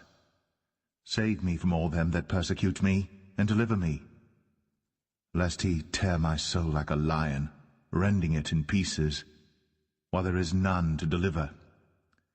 O Lord my God, if I have done this, if there be iniquity in my hands, if I have rewarded evil unto him that was at peace with me, yea, I have delivered him that without cause is mine enemy. Let the enemy persecute my soul and take it, yea, let him tread down my life upon the earth, and lay mine honor in the dust. Selah. Arise, O Lord, in thine anger. Lift up thyself because of the rage of mine enemies, and awake for me to the judgment that thou hast commanded. So shall the congregation of the people compass thee about. For their sakes, therefore, return thou on high. The Lord shall judge the people. Judge me, O Lord, according to my righteousness, and according to mine integrity that is in me. O let the wickedness of the wicked come to an end, but establish the just. For the righteous God trieth the hearts, and reigns. My defense is of God, which saveth the upright in heart. God judgeth the righteous, and God is angry with the wicked every day. If he turn not, he will whet his sword. He hath bent his bow, and made it ready. He hath also prepared for him the instruments of death. He ordaineth his arrows against the persecutors. Behold, he travaileth with iniquity, and hath conceived mischief, and brought forth falsehood. He made a pit, and digged it, and is fallen into the ditch which he made. His mischief shall return upon his own head, and his violent dealing shall come down upon his own pate. I will praise the Lord according to his righteousness, and will sing praise to the name of the Lord Most High.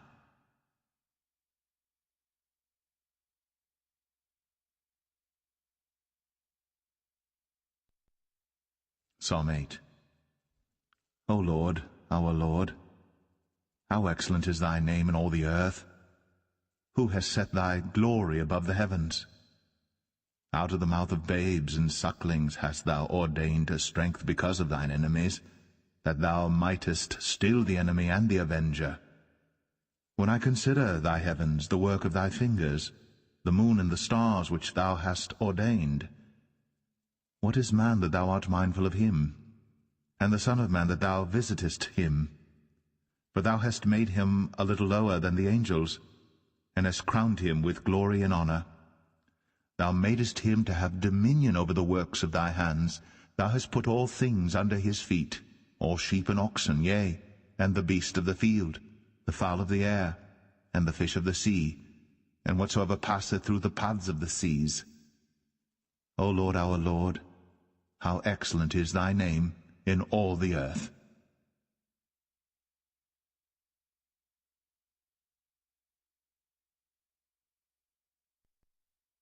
Psalm 9. I will praise thee, O Lord, with my whole heart. I will show forth all thy marvelous works. I will be glad and rejoice in thee. I will sing praise to thy name, O thou Most High. When mine enemies are turned back, they shall fall and perish at thy presence. For thou hast maintained my right and my cause. Thou sattest in the throne, judging right. Thou hast rebuked the heathen, thou hast destroyed the wicked, thou hast put out their name for ever and ever. O thou enemy, destructions are come to a perpetual end, and thou hast destroyed cities. Their memorial is perished with them. But the Lord shall endure forever. He hath prepared his throne for judgment, and he shall judge the world in righteousness. He shall minister judgment to the people in uprightness. The Lord also will be a refuge for the oppressed, a refuge in times of trouble. And they that know thy name will put their trust in thee, for thou, Lord, hast not forsaken them that seek thee. Sing praises to the Lord which dwelleth in Zion. Declare among the people his doings. When he maketh inquisition for blood, he remembereth them. He forgetteth not the cry of the humble. Have mercy upon me, O Lord. Consider my trouble which I suffer of them that hate me. Thou that liftest me up from the gates of death, that I may show forth all thy praise in the gates of the daughter of Zion. I will rejoice in thy salvation. The heathen are sunk down in the pit that they made. In the net which they hid is their own foot taken. The Lord is known by the judgment which he executeth. The wicked is snared in the work of his own hands. Higgaion, Selah. The wicked shall be turned into hell, in all the nations that forget God. For the needy shall not always be forgotten. The expectation of the poor shall not perish for ever. Arise, O Lord, let not man prevail. Let the heathen be judged in thy sight. Put them in fear, O Lord, that the nations may know themselves to be but men. Selah.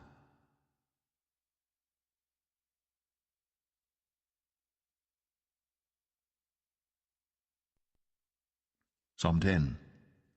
Why standest thou afar off, O Lord? Why hidest thou thyself in times of trouble? The wicked in his pride doth persecute the poor. Let them be taken in the devices that they have imagined. For the wicked boasteth of his heart's desire, and blesseth the covetous whom the Lord abhorreth. The wicked through the pride of his countenance will not seek after God. God is not in all his thoughts. His ways are always grievous. Thy judgments are far above, out of his sight. As for all his enemies, he puffeth at them. He hath said in his heart, I shall not be moved, for I shall never be in adversity. His mouth is full of cursing and deceit and fraud. Under his tongue is mischief and vanity. He sitteth in the lurking places of the villages. In the secret places doth he murder the innocent. His eyes are privily set against the poor. He lieth in wait secretly as a lion in his den. He lieth in wait to catch the poor. He doth catch the poor when he draweth him into his net. He croucheth and humbleth himself that the poor may fall by his strong ones. He hath said in his heart, God hath forgotten. He hideth his face. He will never see it. Arise, O Lord. O God, lift up thine hand. Forget not the humble. Wherefore doth the wicked contemn God? He hath said in his heart, Thou wilt not require it. Thou hast seen it, for thou beholdest mischief and spite, to requite it with thy hand. The poor committeth himself unto thee. Thou art the helper of the fatherless. Break thou the arm of the wicked and the evil man. Seek out his wickedness till thou find none. The Lord is king forever and ever. The heathen are perished out of his land. Lord, thou hast heard the desire of the humble. Thou wilt prepare their heart. Thou wilt cause thine ear to hear, to judge the fatherless and the oppressed, that the man of the earth may no more oppress.